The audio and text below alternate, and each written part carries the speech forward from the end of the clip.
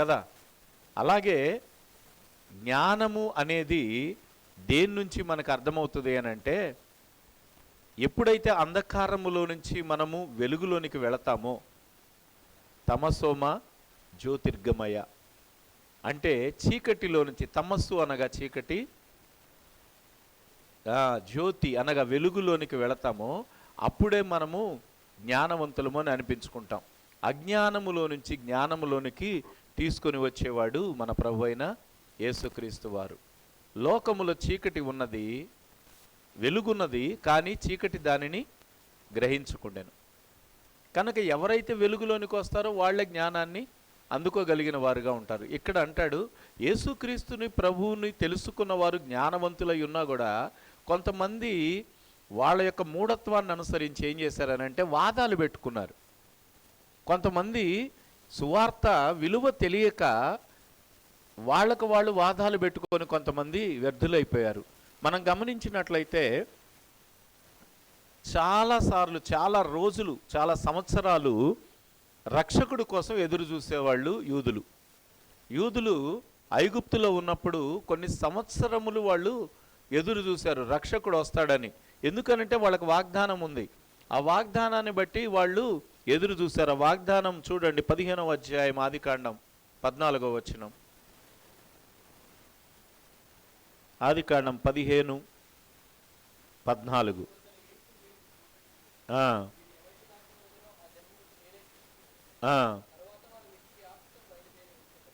ఆమేన్.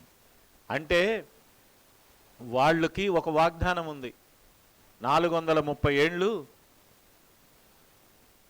ఎంతమ్మా? 400 ఏండ్లు. అది 400 ఏండ్లు శ్రమపడిన తర్వాత రక్షకుడు వాళ్ళని విడిపించడానికి వస్తాడు. వాళ్ళు అక్కడి నుంచి బానిసత్వం నుంచి విడుదల పొందుతారు అని చెప్పి ఒక ప్రవచనం ఉంది. ఆ ప్రవచనం కోసం 400 సంవత్సరాలు ఎదురు చూశారు.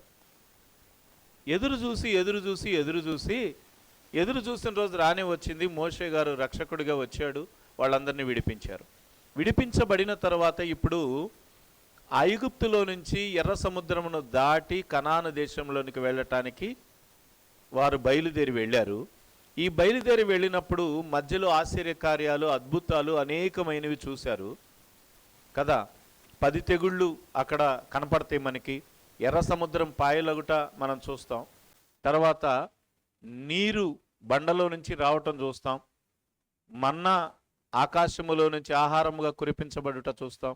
అలాగే పూరేళ్లు వారికి మాంసాహారంగా రావటం చూస్తాం. ఇవన్నీ మనం గమనించినప్పుడు దేవుని కృప వారి పట్ల ఎలా ఉందో మనం అర్థం చేసుకుంటాం. అయితే ఇవన్నీ అనుభవిస్తూ, దేవుని మహిమను చూస్తూ, దేవుని శక్తిని చూస్తూ, దేవుడు వారికి ఇస్తున్న ఆశీర్వాదాన్ని చూస్తూ కూడా వాళ్ళు ఒక్కరోజు కూడా దేవునికి కృతజ్ఞతాస్తుతి చెల్లించలేకపోయారంట. వాదాలు పెట్టుకున్నారు. ఏంటి? వాళ్ళల్లో వాళ్ళు వస్తూ కూడా కొంతమంది ఐగుప్తీయుల్ని వెంట పెట్టుకొని వచ్చారు. అక్కడ మనం గమనిస్తాం, అన్య జనాంగాన్ని కొంతమందిని తీసుకొచ్చారు. ఈ అన్య జనాంగం ఏం చేశారంటే వాళ్ళు మళ్ళా తిరిగి వెళ్ళిపోవటానికి పురికొల్పారు. అన్య జనాంగం ఎప్పుడు కూడా దేవుని బిడ్డలతో సహవాసం కలిగి ఉంటే జరిగే సంగతులు ఏంటంటే, ఎప్పుడైతే మనం దేవుని బిడ్డలుగా మారామో మన సహవాసం క్రీస్తుని ఎరిగిన వారితో కూడా ఉండాలి. అంటే అసలు లోకస్తులతో ఉండొద్దని కాదు, కానీ ఎక్కువ టైం అయితే ఉండొద్దు. ఎక్కువ టైం అయితే ఉంటే వాళ్ళు ఏంటంటే చెప్పేది, వాళ్ళ ఇంటికి పోతే మేము ఈ సంవత్సరం బంగారం ఎంత కొన్నాం, ఎన్ని చీరలు కొన్నాం, ఎంత భూమి కొన్నాం, మా పిల్లలు ఎంత ప్రయోజకుల్ని చేసాం, ఈ విషయాలు చెప్తారు తప్ప ఇది ఇంకా వేరేది ఏది సబ్జెక్టు చెప్పరు. మీరు కావాలంటే చూడండి. దేవుని బిడ్డలు కాకుండా అన్యజనులు ఇంటికి వెళితే వాళ్ళు మీకు చెప్పేది ఏంటంటే, మేము ఎంత భూమి కొన్నాం, ఎంత బంగారం కొన్నాం, ఎంత ధనం సంపాదించాం, ఎంత బ్యాంక్ బ్యాలెన్సు, ఎన్ని ఇళ్ళు, మా పిల్లలు ఎంత ప్రయోజకులు, ఇవే చెప్తారు. అంటే లోక సంబంధమైన విషయాలు చెప్తారు. అదే ఇద్దరు దేవుని బిడ్డలు కలిస్తే ఏం మాట్లాడుకుంటారండి? హల్లెలూయా. దేవుని సంగతులు తప్ప, దేవుని యొక్క వాక్యములో నుంచి ఉన్న విషయాలు తప్ప, లేకపోతే విశ్వాసం గురించి తప్ప ఇంక వేరే విషయాలు మాట్లాడుకోగలరా? కదా. అందుకనే మన సహవాసం ఎక్కువగా ఎవరితో ఉండాలి, తక్కువగా ఎవరితో ఉండాలి అనేది మనం డిజైన్ చేసుకోవాలి. వీళ్ళు ఏం చేశారంటే వస్తా వస్తా పెళ్లికి పోతా పిల్లిని సంకన పెట్టుకొని వచ్చినట్టుగా ఐగుప్తీయుల్ని సంకన పెట్టుకొని వచ్చారు. అందుకనే వాళ్ళు ఏంటంటే వీళ్ళ హృదయాల్ని త్రిప్పేశారు, వీళ్ళకి కృతజ్ఞత లేని హృదయాన్ని కలిగించారు. అందుకనే ఐగుప్తులో ఉన్న విషయాలే గుర్తుకొస్తాయి. అక్కడున్న మాంసం, అక్కడున్న కీరకాయలు, అక్కడున్న ఆలుగడ్డలు, ఇవన్నీ గుర్తుకొస్తున్నాయి. శ్రేష్టమైనవి వదిలిపెట్టి వచ్చేసామే అని దిగులు పడుతున్నారు. ఇక్కడ యేసుక్రీస్తు ప్రభువులో ఉన్న వారికి పాతవి గతించను సమస్తమును. ఇక్కడ అంటాడు సువార్త విన్న తర్వాత మీ జీవితం మారాలి. కొంత కాలం అయిన తర్వాత మనం కూడా కొన్ని మాటలు మాట్లాడతాం. దేవుళ్ళకి వచ్చాను కాబట్టి ఊరుకుంటున్నాను కాబట్టి, లేకపోతే నా సంగతి నీకు తెలియదు, నా నోటికున్న పవర్ నీకు తెలియదు, ఇప్పుడు దేవుళ్ళకి వచ్చాను కాబట్టి నేను తగ్గా కదా అంటే ఒక పక్క ఇది జ్ఞాపకం ఉంది, ఇంకా పూర్తిగా పోలా. ఇది దేవుని దృష్టికి అంగీకారమైనది కాదు. ఎప్పుడు కూడా ప్రియమైన దేవుని బిడ్డలారా, పిల్లలారా, మీరందరూ అర్థం చేసుకోవాల్సిన సంగతి ఏంటంటే మనం నూతన సృష్టిగా మార్చబడ్డాం. పాతవి అన్నీ అయిపోయినాయి, కొత్తవి వచ్చినాయి. ఈ కొత్తవి వచ్చినప్పుడు క్రొత్తదనంగా మనం ముందుకు వెళ్ళాలి. కానీ ఇంకా పాతవి గుర్తుపెట్టుకోవటం అంటే కొంతమందికి బాగా జలస్గా ఉంటుంది. ఏంటంటే నేను ఇష్టం వచ్చినట్టు మాట్లాడలేకపోయాను, నేను సినిమాలు చూడలేకపోతున్నాను, లేకపోతే లోకంలో అన్నీ కూడా అనుభవించలేకపోతున్నాను, సినిమాలకు వెళ్ళలేకపోతున్నాను, షికార్లకు వెళ్ళలేకపోతున్నాను, లేకపోతే కొన్ని సీరియల్స్ చూడలేకపోతున్నాను. ఇవన్నీ కొంత బాధగా ఉంటాయి కొంతమందికి. అంటే ఇవన్నీ నేనేదో త్యాగం చేసి వచ్చేసాను, ఇవన్నిటిని వదిలిపెట్టుకోవాలంటే చాలా కష్టంగా ఉంది, ఈ కొద్దిగా తగ్గిపోతే బాగుండు, ఇది ఒకటి చూస్తే తప్పు అవుతుందా, ఏముందిలే ఈ చిన్న విషయంలో నేను కొద్దిగా తగ్గుతాను అని చెప్పి మరలా వెనక్కి వెళ్ళే మనసు కొంతమందికి ఉంటుందంట. వాదాలు పెట్టుకుంటారంట కొంతమంది వెనక్కి తగ్గుతారంట. జ్ఞానం అనేది నీకు కలిగిన తర్వాత వెనక్కి తగ్గటం అనేది దేన్ని సూచిస్తుంది? ఒకసారి జ్ఞానవంతుడిగా మారిన నువ్వు మరలా మూడునిగా పేరు తెచ్చుకోవాలి, లేకపోతే అజ్ఞానిగా పేరు తెచ్చుకోవాలనే ఆశ ఎవరికైనా ఉంటుందా?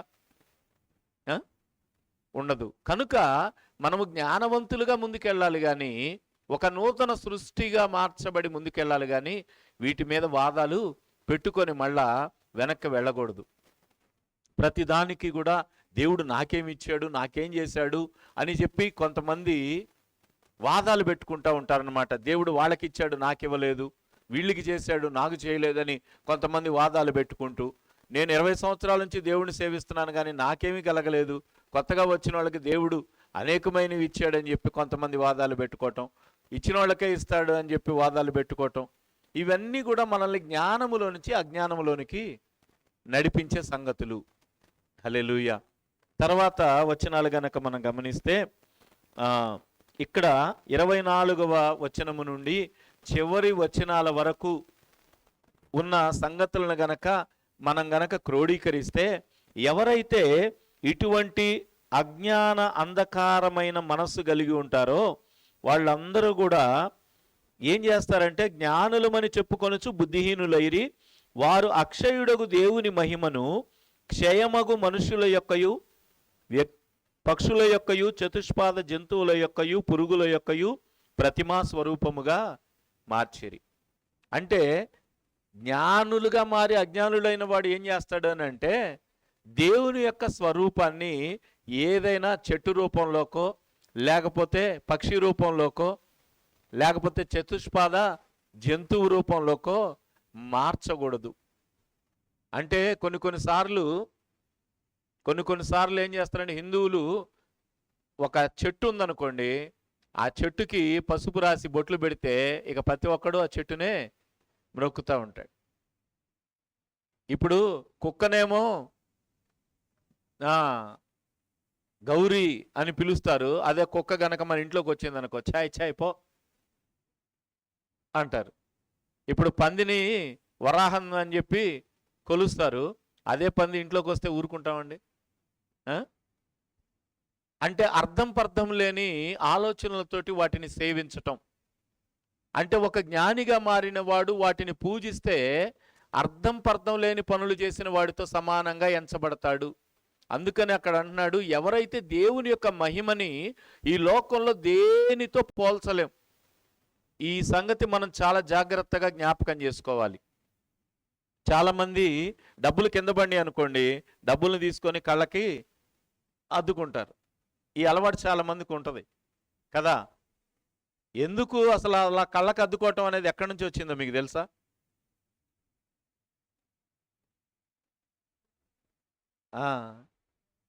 ఇది ఇంకా మొట్టమొదటగానే నాణ్యాల మీద ఎప్పుడైతే ముద్రించబడిందో అప్పుడు రాజుని దైవాంశ సంభూతుడు అని భావించేవాళ్ళు. గ్రీకు చక్రవర్తుల కాలంలో నాణ్యాలు ముద్రించబడినాయి. ఈ ముద్రించబడినప్పుడు ఆ రాజు యొక్క బొమ్మ ఆ యొక్క నాణ్యం మీద ముద్రించబడేది. కనుక రాజుని దైవాంశ సంభూతుడిగా భావించే కాలంలో, గ్రీకుల కాలంలో ఆ ముద్ర ఏదైతే కనపడుతుందో ఆ రాజుని రోజు కూడా వాళ్ళు చూడాలి, ఆ దైవాంశ సంభూతుడిగా భావించాలని ముద్ర వేశారు. అందుకని అది గనక కింద పడితే అది రాజును అగౌరవపరిచినట్లుగా భావించేవాళ్ళు గనక అది కింద పడితే తీసి మరలా కళ్ళకద్దుకొని నమస్కారం చేసేవాళ్ళు. అది తర్వాత కాలంలో ఇంకా ఆ డబ్బు మీద వాస్తవంగా లక్ష్మీదేవి ఫోటో ఏం ఉండదు కదా. భారత ప్రభుత్వం బొమ్మే ఉంటుంది. ఏ ప్రభుత్వం అయితే ఆ ప్రభుత్వం బొమ్మ ఉంటుంది.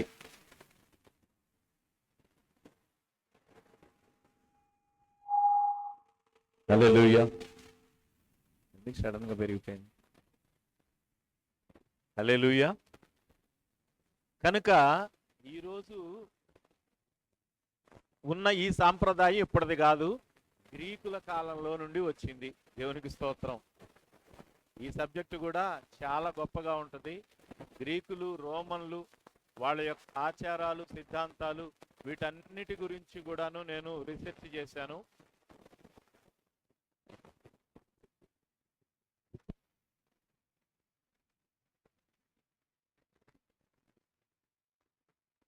హల్లెలూయా. గ్రీకుల చరిత్ర, రోమన్ల చరిత్ర తెలుసుకుంటే ఈ చరిత్రలో దేవతల్ని సృష్టించిన వాళ్ళే గ్రీకులు. అంటే వాటికి ఒక రూపాన్ని ఏర్పాటు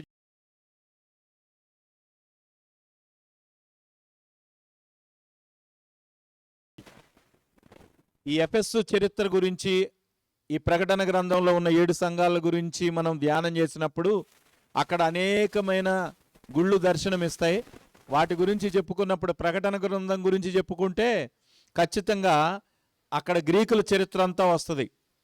ఈ గ్రీకులు ఎలాగ దేవతల్ని సృష్టించి వాటిని విస్తృతంగా ప్రచారం చేసి పురాణ గాథలు ఎలాగ తీసుకొచ్చారు. ఈ పురాణ గాథలు అనేవి గ్రీకుల కాలంలో నుండే ఉన్నాయి. తర్వాత గ్రీకులు అయిపోయిన తర్వాత రోమన్లు కూడా దాన్ని విస్తృతంగా వ్యాప్తి చేశారు. అంటే వాళ్ళొక పేరు పెడితే వీళ్ళు ఇంకొక పేరు పెట్టి అవన్నీ కంటిన్యూ చేసుకుంటూ వచ్చారనమాట. అంటే ఆ దేవతల యొక్క రూపాన్ని డబ్బులో తీసుకొని వచ్చారు. కనుక ఈరోజు మనము దేవుణ్ణి డబ్బులో మనం చూడాలా? దేవుని బిడ్డలమైన మనము డబ్బులో దేవుణ్ణి కొలవాలా?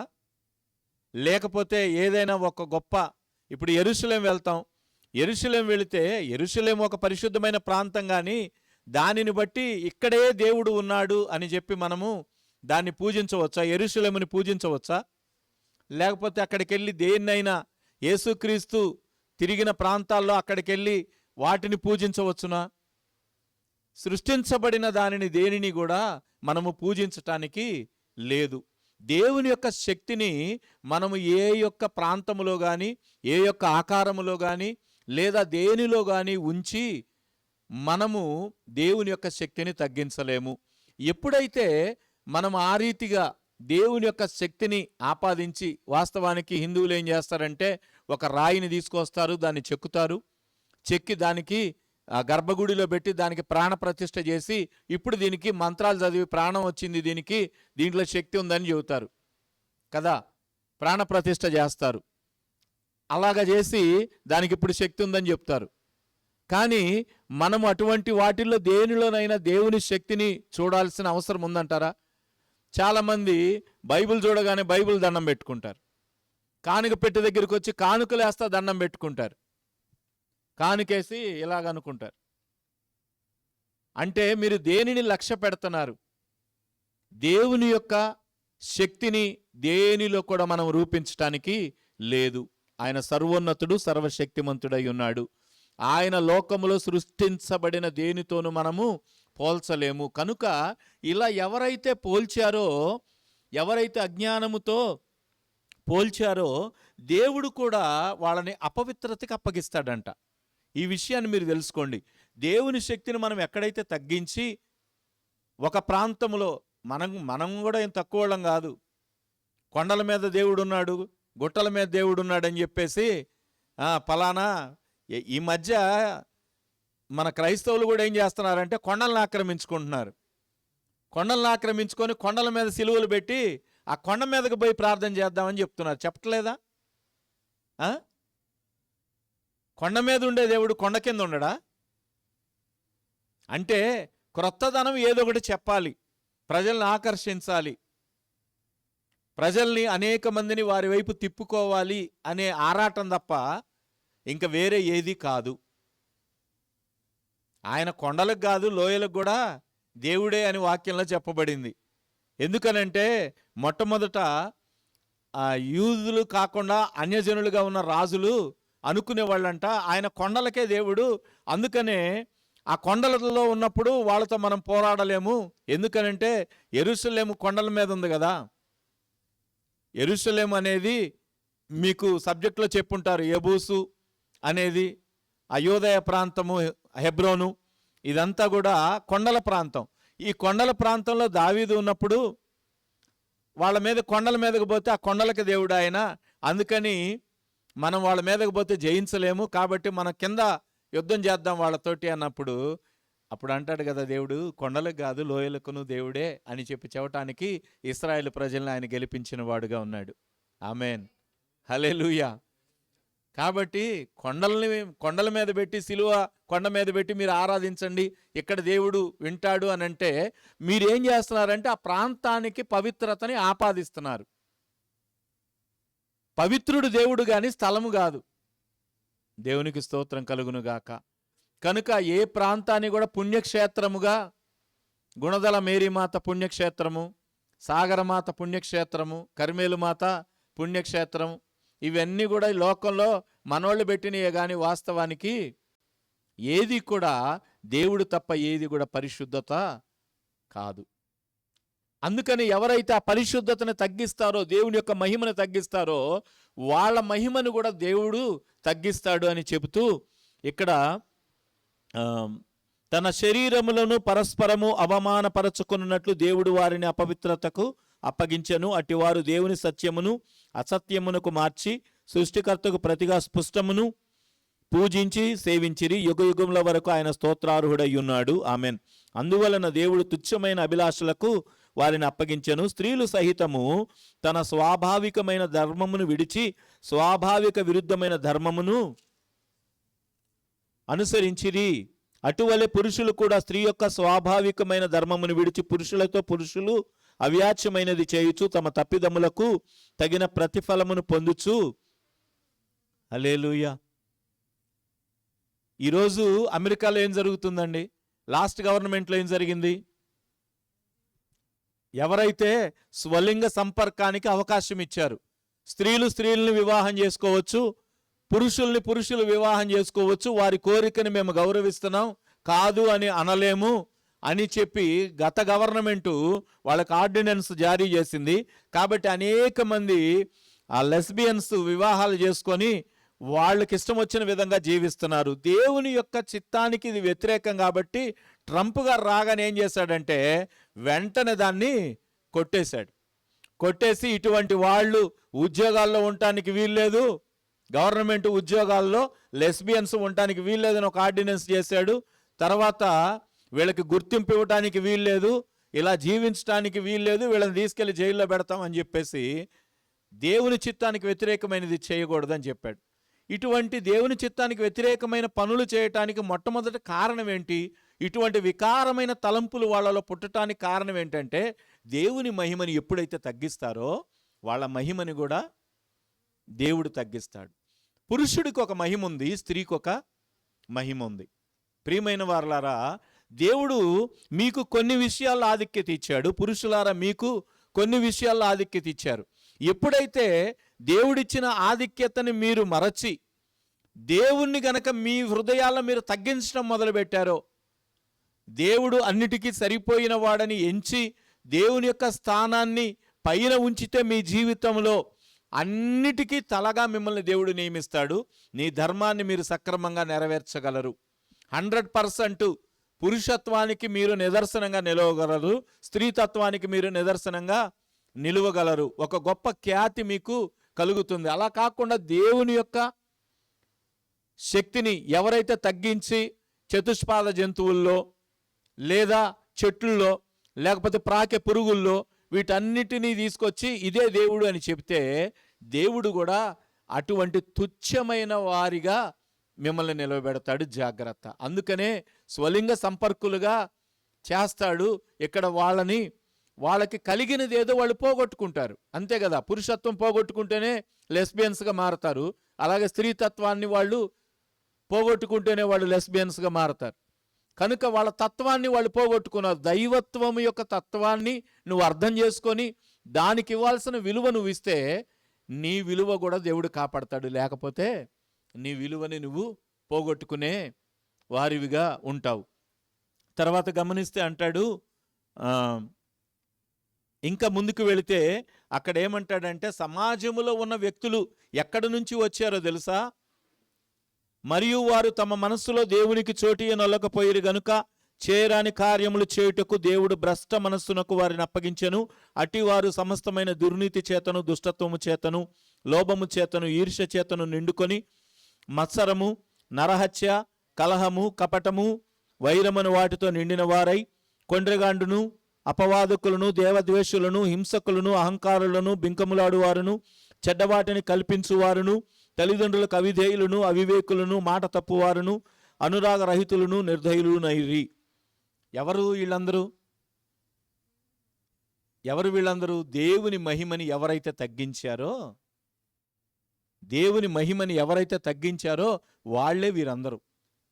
దేవుడు యొక్క గొప్పతనాన్ని చెట్లలోకి, పొట్లలోకి లేదా జంతువుల్లోకి మార్చారో మీరు గమనించండి. వీళ్ళందరూ అన్యజనుల సమాజాల్లో ఉన్నారు ఈరోజు.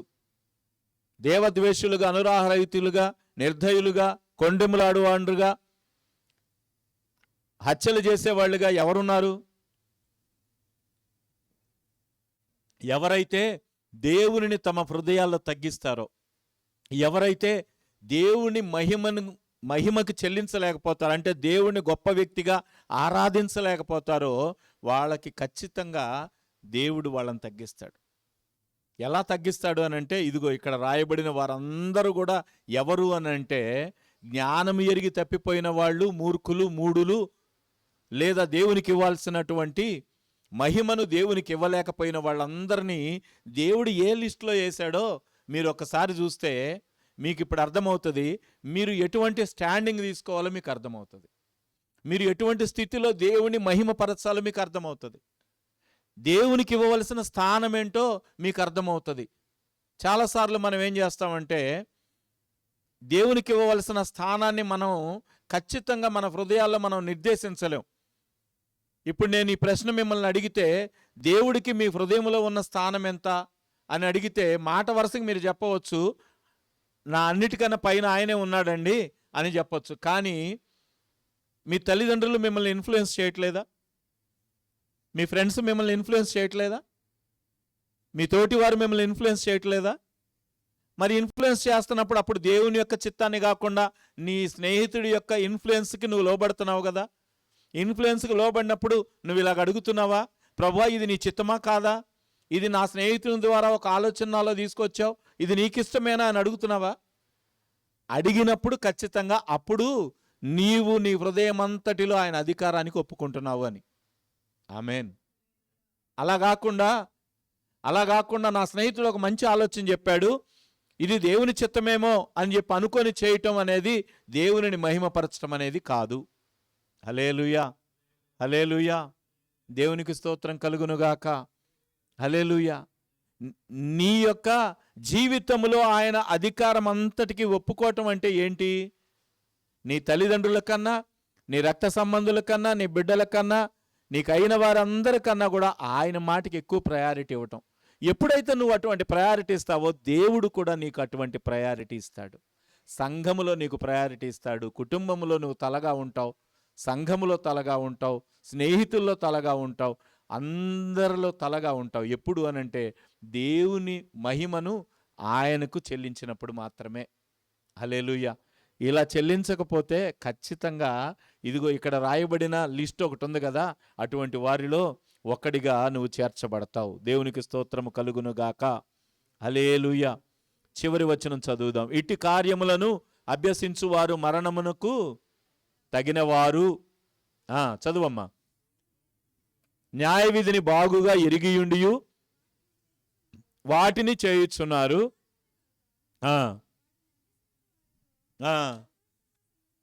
హల్లెలూయా. చాలామంది ఏం చేస్తున్నారంట? వీటిని అనుసరిస్తున్నారు. వీళ్ళు మరణానికి తగిన వాళ్ళుగా ఎంచబడుచున్నప్పటికీ వాటిని చేస్తూనే ఉన్నారు. వాటిని చేసే వాటితో కూడా సమ్మతిస్తూనే ఉన్నారు. చాలాసార్లు ఇటువంటి వ్యక్తులను మనం ఎదిరించేవారిగా ఉండాలి, బుద్ధి చెప్పేవారిగా ఉండాలి, సాహసించి నువ్వు ఇది చేయకూడదని చెప్పేవారిలాగా ఉండాలి. కానీ క్రైస్తవులుగా ఉన్న మన యొక్క ఒపీనియన్ ఏంటో తెలుసా?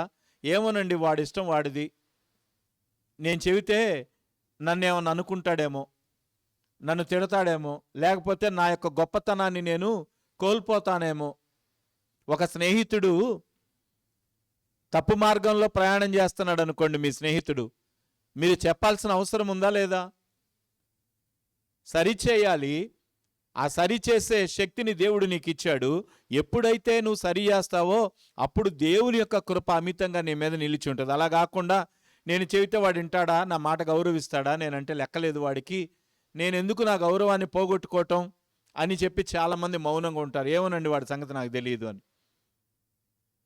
నువ్వు చెప్పటం అనేది నీ జీవితానికి ఆశీర్వాదకరంగా ఉంటుంది. మారితే వాడు ధన్యుడు, మారకపోతే వాడి కర్మ వాడు అనుభవిస్తాడు కదా. అందుకని ఇక్కడ అనేక మంది మరణానికి తగిన వారు అయినప్పటికి కూడా కొంతమంది సంతోషంగా సమ్మతిస్తున్నారంట, వాడు ఎట్టబోతే మాకెందుకులే అని. పౌలు గారి యొక్క ఉద్దేశం ఏంటంటే ఇక్కడ చివరిగా కంక్లూజన్లో, ఒక వ్యక్తి నశించబడటం అనేది దేవుని యొక్క చిత్తం కాదు, దేవుని యొక్క ఇష్టం కానే కాదు. కనుక ఇటువంటి వాళ్ళందరూ రక్షించబడాలి అనేది నా యొక్క ఉద్దేశం. ఇది ప్రభు అయిన యేసుక్రీస్తు యొక్క ఉద్దేశం కూడా. కనుక మన కళ్ళబడుతున్న ఒకళ్ళని, నరకానికి పోతున్న ఒకళ్ళని మనం సంతోషంగా పోతే పోనీ అని సమ్మతించకూడదు. ప్రియమైన క్రీస్తు వారలారా, ఒక వ్యక్తి నరకానికి పోతున్నప్పుడు వాడు నరకానికి పోతే పోనీ, నేనైతే పరలోకానికి వెళ్తాను కదా అని చెప్పి మనం సంతోషంగా ఉండకూడదు. వారిని బట్టి కన్నీరు గార్చేవారిలాగా ఉండాలి. వారిని బట్టి దేవుని దగ్గర వేడుకునే వారిలాగా ఉండాలి. వారిని హెచ్చరించే వారిలాగా మనము ఉందుముగాక. ఆమెన్.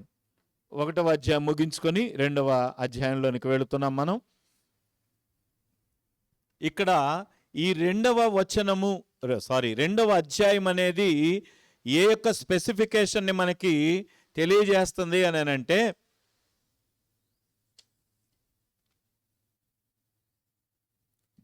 దేవుని యొక్క నిష్పాక్షికత అనే విషయాన్ని తెలియజేస్తుంది. The impartiality of God. దేవుని యొక్క నిష్పాక్షికత. దేవుడు అందరి పట్ల ఏకరీతిగా ఉన్నాడు అనే విషయాన్ని ఇక్కడ మనం తెలుసుకుంటాం.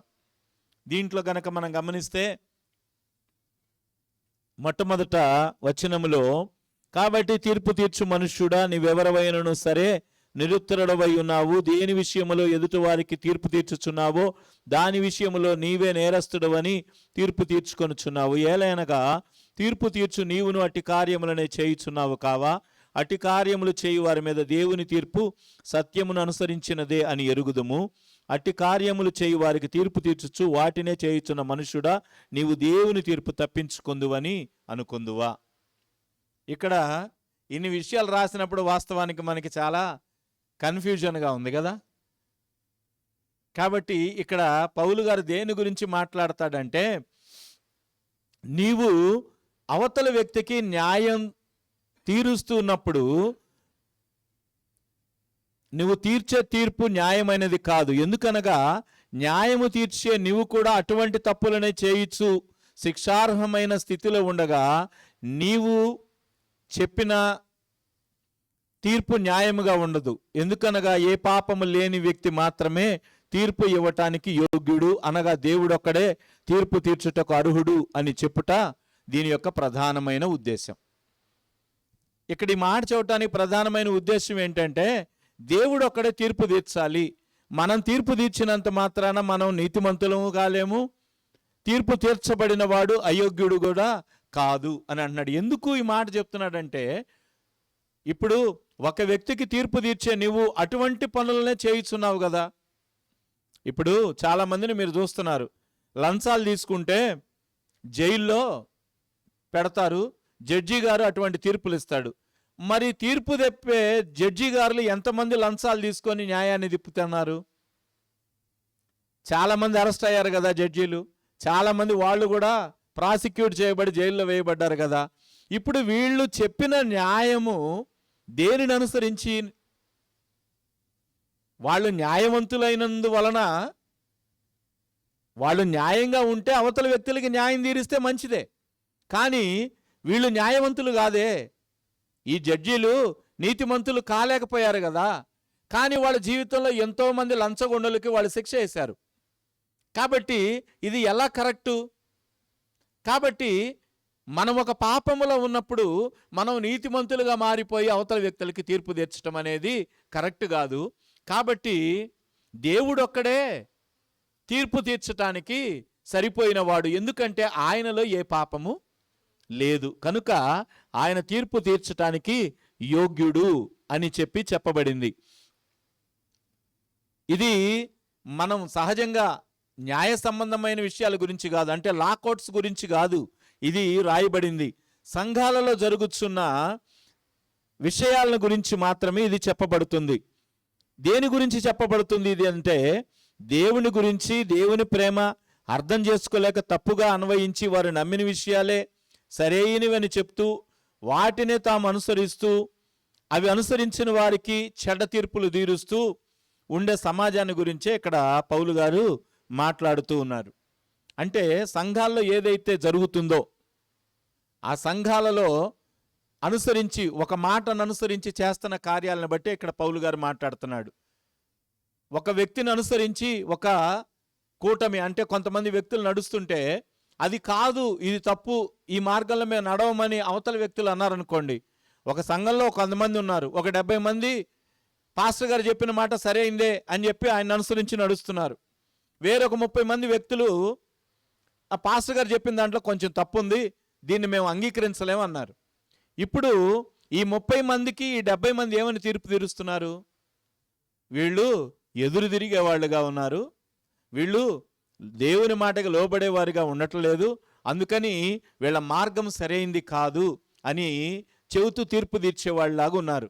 అటువంటి వాళ్ళ గురించి మాట్లాడుతున్నాడు. తీర్పు తీర్చడానికి నువ్వెవరు? దేవుడే తీర్పు తీరుస్తాడు ఆ 30 మందికి. ఒకవేళ వాళ్ళు సరైన మార్గంలో నడవకపోతే దేవుడే వాళ్ళకి తీర్పు తీరుస్తాడు, కనుక నువ్వు తీర్పు తీర్చకూడదు అంటాడు. ఈ తీర్పు తీర్చకపోవటం అనే దాని గురించి చాలా పెద్ద సబ్జెక్ట్ ఉంది. బ్రీఫ్గా నేను 2 నిమిషాల్లో చెప్తా. ఇప్పుడు యేసుక్రీస్తు ప్రభువు వారికి తండ్రి అయిన దేవుడు అధికారాన్ని మొత్తాన్ని దఖలుపరిచాడు కదా. ఏదైతే తండ్రి సముఖములో నుండి ఆయన ఈ లోకానికి మానవ శరీరధారిగా పంపబడి దేవుని చిత్తాన్ని నెరవేర్చాడు, అనగా కలువరి శిలువ మరణాన్ని పొందినప్పుడు అది ఎప్పుడైతే ఆయన చెప్పింది చెప్పినట్లుగా చేశాడో, ఏ ఒక్కటి పోగొట్టుకోకుండా, అప్పుడు తన అధికారాన్నంతా ప్రియమైన యేసు కుమారుడికి ఇచ్చాడు. అందుకనే పరలోక రాజ్యములో పరలోకమందున్నవైనను భూలోకమందున్నవైనను భూమి క్రింద ఉన్నవైనను ఏదైనా కానీ కుమారుడి ద్వారానే పరలోకంలో రాజ్యానికి. ఇప్పుడు మీరు గమనించండి, కెరూబులైనా శరాపులైనా దేవదూతులైనా పరిశుద్ధులైనా ఈ లోకంలో రక్షించబడిన మనమైనా ఎవరైనా యేసుక్రీస్తునే అంగీకరించాలి. రేపు నేను కెరూబుని శరాపుని నేను పుట్టిన దగ్గర నుంచి ఇక్కడే ఉన్నాను అని అంటే కుదరదు. యేసుక్రీస్తు ప్రభువు వారు వాటికి అంగీకరించాలి, అక్కడ ఉండటానికి అనుమతి ఇవ్వాలి. ఆమేన్. పరలోకంలో ఉండే వాటికి అన్నిటికీ అనుమతి ఇవ్వాలి ఆయన. పరిశుద్ధులకు అనుమతి ఇవ్వాలి, దేవదూతలకు అనుమతి ఇవ్వాలి. ఎందుకు అని అంటే అట్టి అధికారమును ఆయన సంపాదించుకున్నాడు. తండ్రి అయిన యేసుక్రీస్తు ప్రభువారు ఆయనకి ఇచ్చాడు. దేవునికి స్తోత్రం.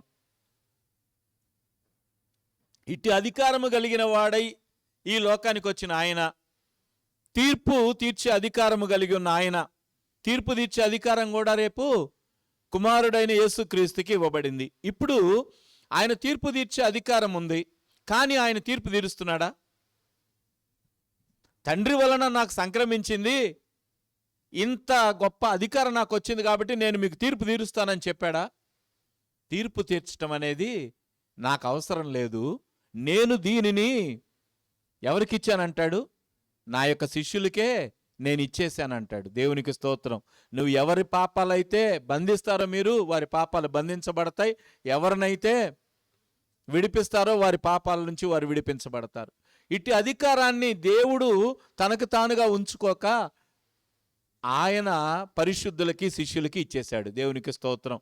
రేపు దేవుని యొక్క న్యాయసభలో పరిశుద్ధులతో 12 మంది పెద్దలతో 12 మంది శిష్యులతో కూడా 24 పెద్దలతో ఉన్న సభ తీర్పు తీరుస్తుంది, కానీ దేవుడు మాత్రం తీర్పు మనకి తీర్చడు. అంటే అధికారము కలిగి దానిని వినియోగించలేకపోతున్నాడు. అంటే వినియోగించటం ఆయనకి ఇష్టం లేదు. కానీ లోకంలో ఉన్న మనము ప్రతి అధికారాన్ని వినియోగించడానికే మనం ఇష్టపడుతున్నాం. ప్రతి అధికారాన్ని మనం వాడటానికి ఇష్టపడుతున్నాం. ఎందుకు అని అంటే మనము అధికారం అనేది మన చేతిలో పెట్టుకోవటం మనకిష్టం. అదేదో ఒక పవర్ లాగా మనం భావిస్తాం. కనుక ఇక్కడ చెప్పబడుతున్న సంగతి ఏంటంటే పవర్ ఉండటం గొప్ప విషయమే, కానీ దాన్ని వినియోగించటం గొప్ప కాదు.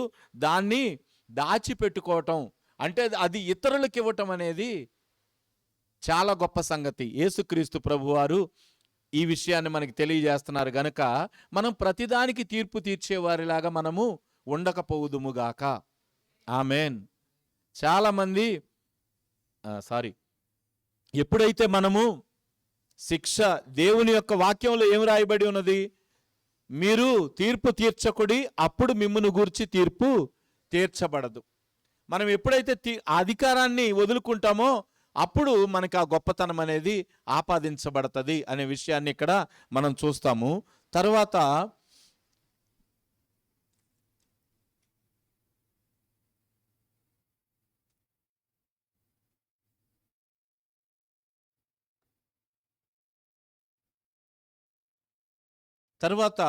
ఇక్కడ కొంతమంది వ్యక్తులు ఎందుకు తెగించి తీర్పు తీరుస్తున్నారు అని అంటే, ఇతరుల కన్నా తాము జ్ఞానవంతులము అని అనుకోవటం వల్ల కావచ్చు, ఇతరుల కన్నా మేము ఆధిక్యత కలిగిన వారము అని అనుకోవచ్చు, లేకపోతే దేవుని యొక్క విషయాలు సంపూర్ణంగా తెలియవు గనుక వాళ్ళు తీర్పులు తీర్చేవాళ్ళుగా ఉంటారు. ఇంకొకటి ఏంటంటే, వాళ్ళు తీర్పులు తీర్చినప్పుడు కొన్నిసార్లు వాళ్ళ మీదకి శిక్ష రాకుండా ఉండటం వలన ఇలాగా అనుకునే వారి వల్ల కూడా అయి ఉండొచ్చు.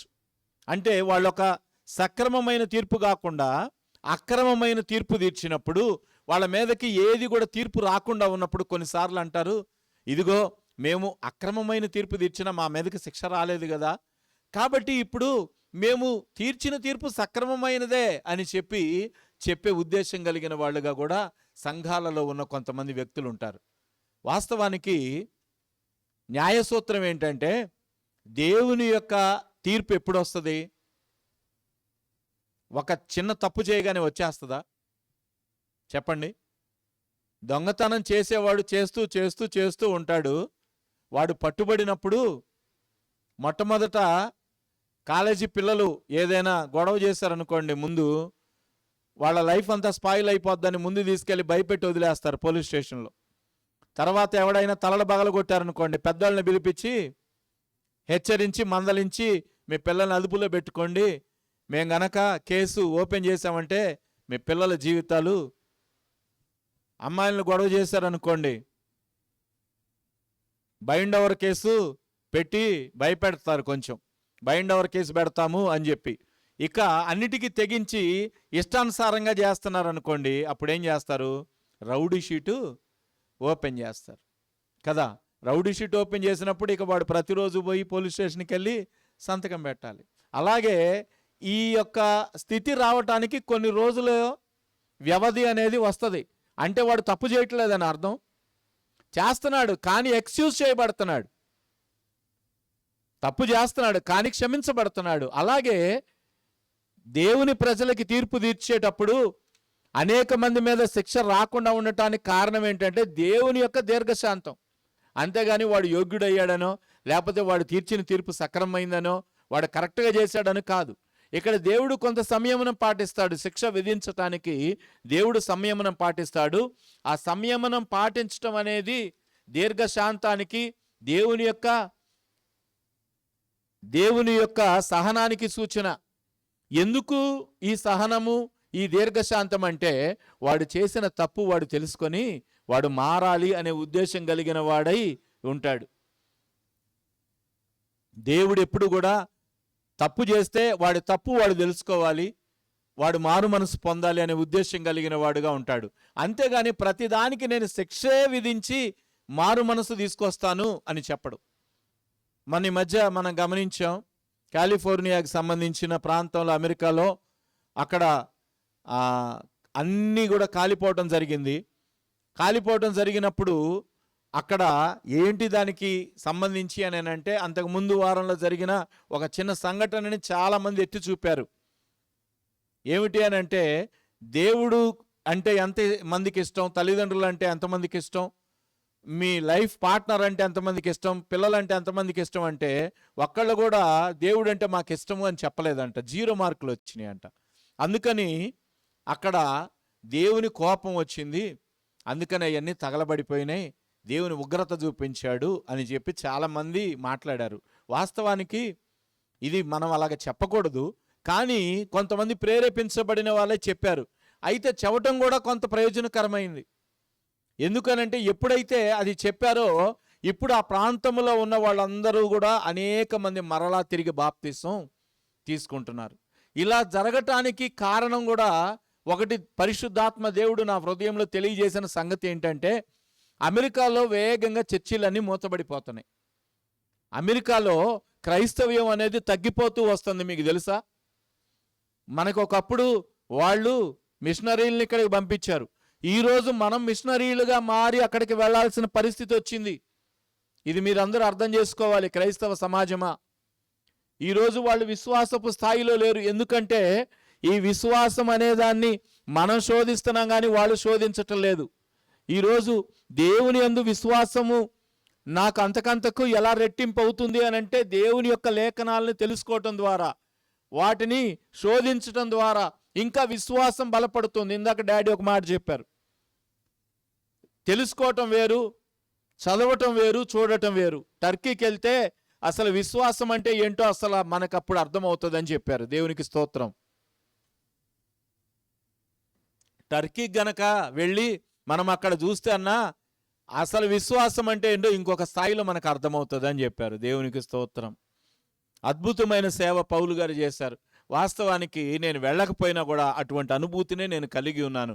ఎందుకంటే ఈ లేఖనాల ద్వారా నాకు ప్రత్యక్షపరచబడింది.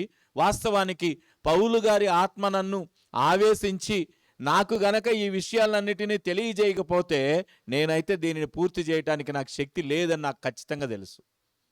పౌలు గారి ఆత్మ నాతో మమేకమై నాతో అనేక సంగతులు చెప్పటాన్ని బట్టే నేను దీన్ని పూర్తి చేశాను. కానీ ఆ ఆత్మ నన్ను ఆవేశించకపోతే నిజానికి నేను ఇది పూర్తి చేసి ఉండేవాడిని కాదు. అందుకనే నేను వెళ్ళకపోయినా నాకు అనేకమైన విషయాలు ఆత్మ ద్వారా తెలుసు. అమెరికాలో వేగంగా ఇలాగా మూతబడిపోవటం వల్ల ఏం జరుగుతుంది అని అంటే, అక్కడ ఉన్న విశ్వాసపు స్థాయిలు తగ్గిపోతున్నాయి.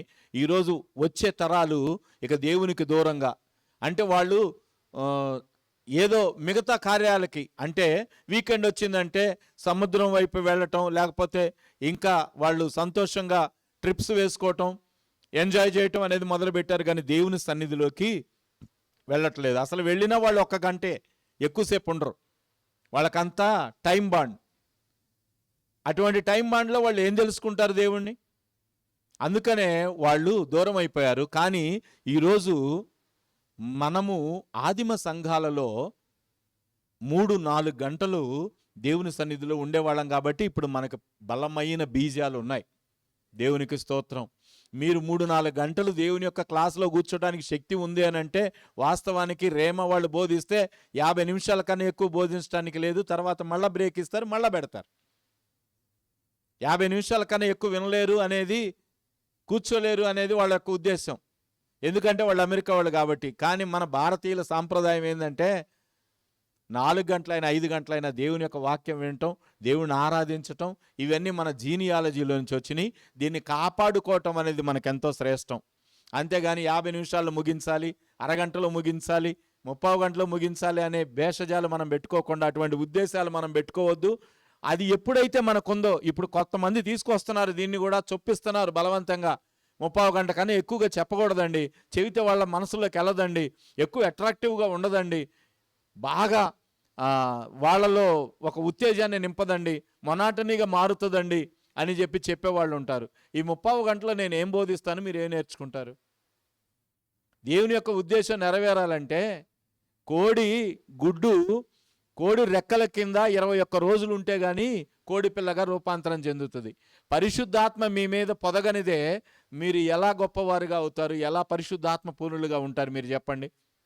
పరిశుద్ధాత్మకి దేవునికి టైం ఇవ్వకుండా అరగంట టైం ఇచ్చి లోకంలో 23 గంటలు 23:30 గంటలు టైం ఇస్తే మీరు ఎలాగా పరిశుద్ధాత్మ మీ మీద నిలుస్తుంది చెప్పండి? నేను మొట్టమొదటే చెప్పాను. అందుకనే అక్కడ యెరూషలేము సంఘములో, అంతియోకయ సంఘములో ఉన్న పరిశుద్ధులు పరిశుద్ధాత్మ చేత కప్పబడి ఉన్నారు, పొదగబడి ఉన్నారు. అందుకని దేవుని చిత్తాలు వాళ్ళకి తెలుస్తూ ఉన్నాయి. అందుకని ఎవరిని ఎక్కడ ఏ ప్రాంతానికి పంపించాలో అక్కడ వారికి పంపిస్తూ ఉన్నారు. దేవుని యొక్క ఆత్మచేత బోధించబడుతున్నారు. ఈరోజు సంఘాల్లో దేవుని యొక్క ఆత్మచేత బోధించబడలేకపోవడానికి కారణం ఏంటంటే మనం దేవునికి ఇచ్చే టైము తక్కువైపోయింది. కానీ మన భారతదేశ జీనియాలజీ ప్రకారం, మన యొక్క సిద్ధాంతాల ప్రకారం ఎక్కువ సమయం అనేది ఉండటం అనేది మనకు అలవాటు కనుక దీన్ని మాత్రం మనం పోగొట్టుకోకుండా కాపాడుకోవాల్సిన వారమై ఉన్నాము. ఇది మన యొక్క ట్రెడిషన్. మన ట్రెడిషన్ని మనం ఎప్పుడు కూడా పోగొట్టుకోకూడదు. వాళ్ళు పోగొట్టుకున్నారు కనుక ఈరోజు సర్వాన్ని పోగొట్టుకొని ఉత్తి చేతులతో మిగిలారు. ఇప్పుడు దేవుని దగ్గరికి వచ్చి బాప్తీసాలు పొంది మరలా తిరిగి బాప్తీసాన్ని పొంది దేవుని దగ్గరికి వచ్చారు. అంటే సర్వం పోతే తప్ప వీళ్ళు దేవుని పాదాల దగ్గరికి రారు. ఇప్పుడు తల్లిదండ్రులు దిక్కులేదు, కన్నవాళ్ళు దిక్కులేదు, పిల్లలు దిక్కులేదు, ఎవర్రా దిక్కు అంటే దేవుడే దిక్కు అని చెప్పి ఇప్పుడు వచ్చారు. దేవునికి స్తోత్రం కలుగును గాక. హల్లెలూయా. కాబట్టి ఇటువంటి దీర్ఘశాంతాన్ని దేవుడిస్తాడు. ఈ దీర్ఘశాంతాన్ని కలిగి ఉన్నప్పుడు దాన్ని గనక మనం లెక్క లేకుండా చేస్తే దేవుడు తీర్పు పంపించేవాడుగా ఉంటాడు. కాబట్టి మనము దేవుని తీర్పు రానంత వరకు దేవుడు అనేవాడు లేడనో, లేకపోతే దేవునికి శక్తి లేదనో, దేవుడు మంచివాడు, ఎప్పుడు కూడా ఆయన కోపపడడు అని మార్చేవారిలాగానో మనం ఉండకూడదు. చాలామంది ఏం చేస్తారంటే మనం పాపమే చేస్తాం, దేవుడు పరిశుద్ధుడు గనక ఆయనే మనల్ని పరిశుద్ధుడిగా చేయాలని మెట్ట వేదాంతం ఒకటి చెబుతారు. దీన్నే మెట్ట వేదాంతం అంటారు తెలుగులో కదా.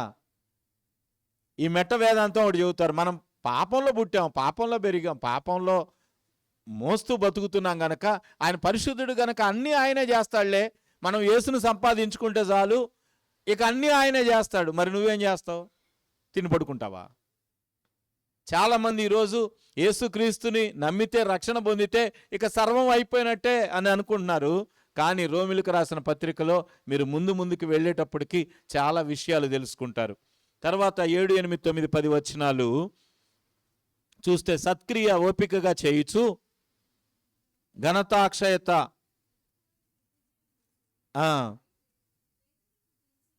ఇక్కడ సత్క్రియ అనే మాటను గురించి తెలుసుకుందాం. సత్క్రియ అనేది ఏమిటి అని అంటే మంచి క్రియ. ఈ మంచి క్రియ అంటే ఏమిటి? దేవుని నుంచి వచ్చే ప్రతి మాటను లేదా దేవుడు చెప్పిన ప్రతి మాటను అనుసరించి మనం నడుచుకోవటమే సత్క్రియ. ఎందుకనంటే సామెతలు 14:12లో ఒక మాట ఉంది, మీరు చూడండి. సామెతల గ్రంథం 14:12.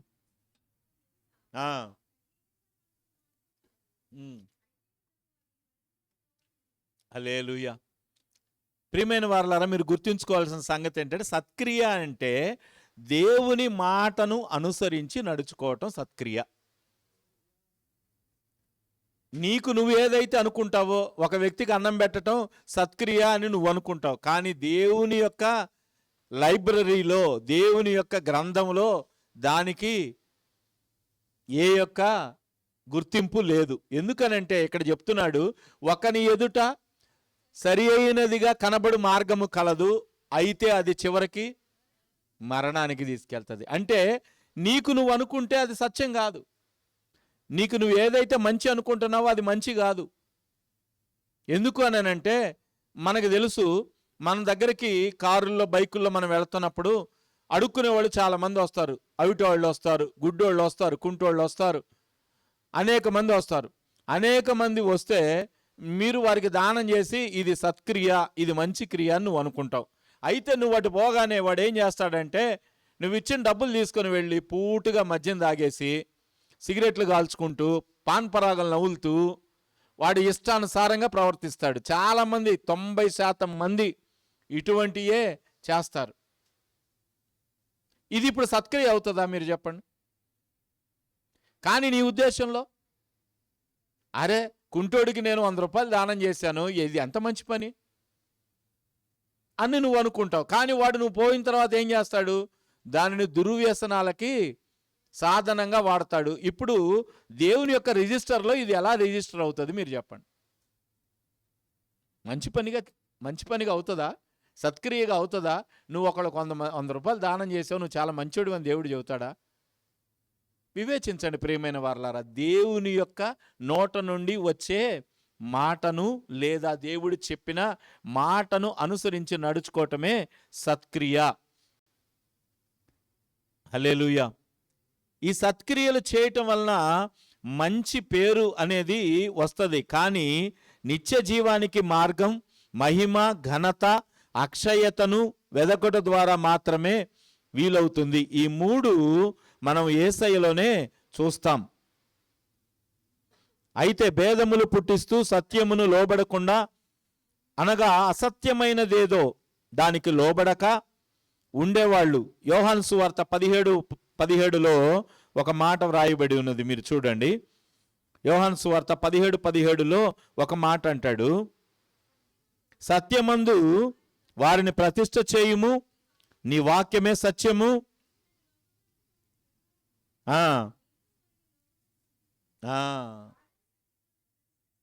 హల్లెలూయా. చాలమ్మా. సత్యమందు నీ వాక్యమే సత్యము, దాని యందు ప్రతిష్ఠ చేయండి. సత్క్రియలు చేస్తే మంచి పేరు వస్తుంది. అంటే దేవుని యొక్క నోట నుండి వచ్చే ప్రతి మాటను, దేవుని వాక్యములో రాయబడి ఉన్న ప్రతి మాటను అనుసరించి నడిచినప్పుడు నిశ్చయంగా మనకి మంచి పేరు వస్తుంది. అయితే ఈ మంచి పేరును కలిగి ఉండి సత్క్రియలు ఓపికగా చేయొచ్చు, మహిమను, ఘనతను, అక్షయతను మనము వెతికే వారిలాగా ఉండాలి. దేవునికి స్తోత్రం. అంటే మంచి పేరు ఒకటే సరిపోదు. అంటే దేవుని యొక్క వాక్యములో నుంచి దేవుడు చెప్పిన విధంగా చేస్తే మంచి పేరు వస్తుందేమో నీకు, కానీ మంచి పేరు సరిపోదు. ఈ సత్క్రియలు చేస్తూ మహిమను, ఘనతను, అక్షయతను వెతకాలి. దేవునికి స్తోత్రం కలుగునుగాక. హల్లెలూయా.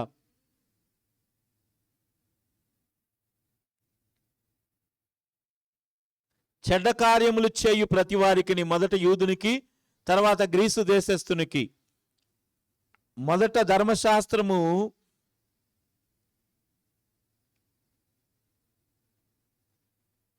ఈ యొక్క మహిమ, ఘనత, అక్షయతను వెతకాలి అనే మాటను మనం చూస్తే, మొట్టమొదటగా జ్ఞానం ఎరిగిన వాళ్ళు, అంటే మొట్టమొదటగా ఎవరికైతే ఈ వాక్యం నిర్దేశించబడిందో యూదులు దీనిని అంగీకరించాలి.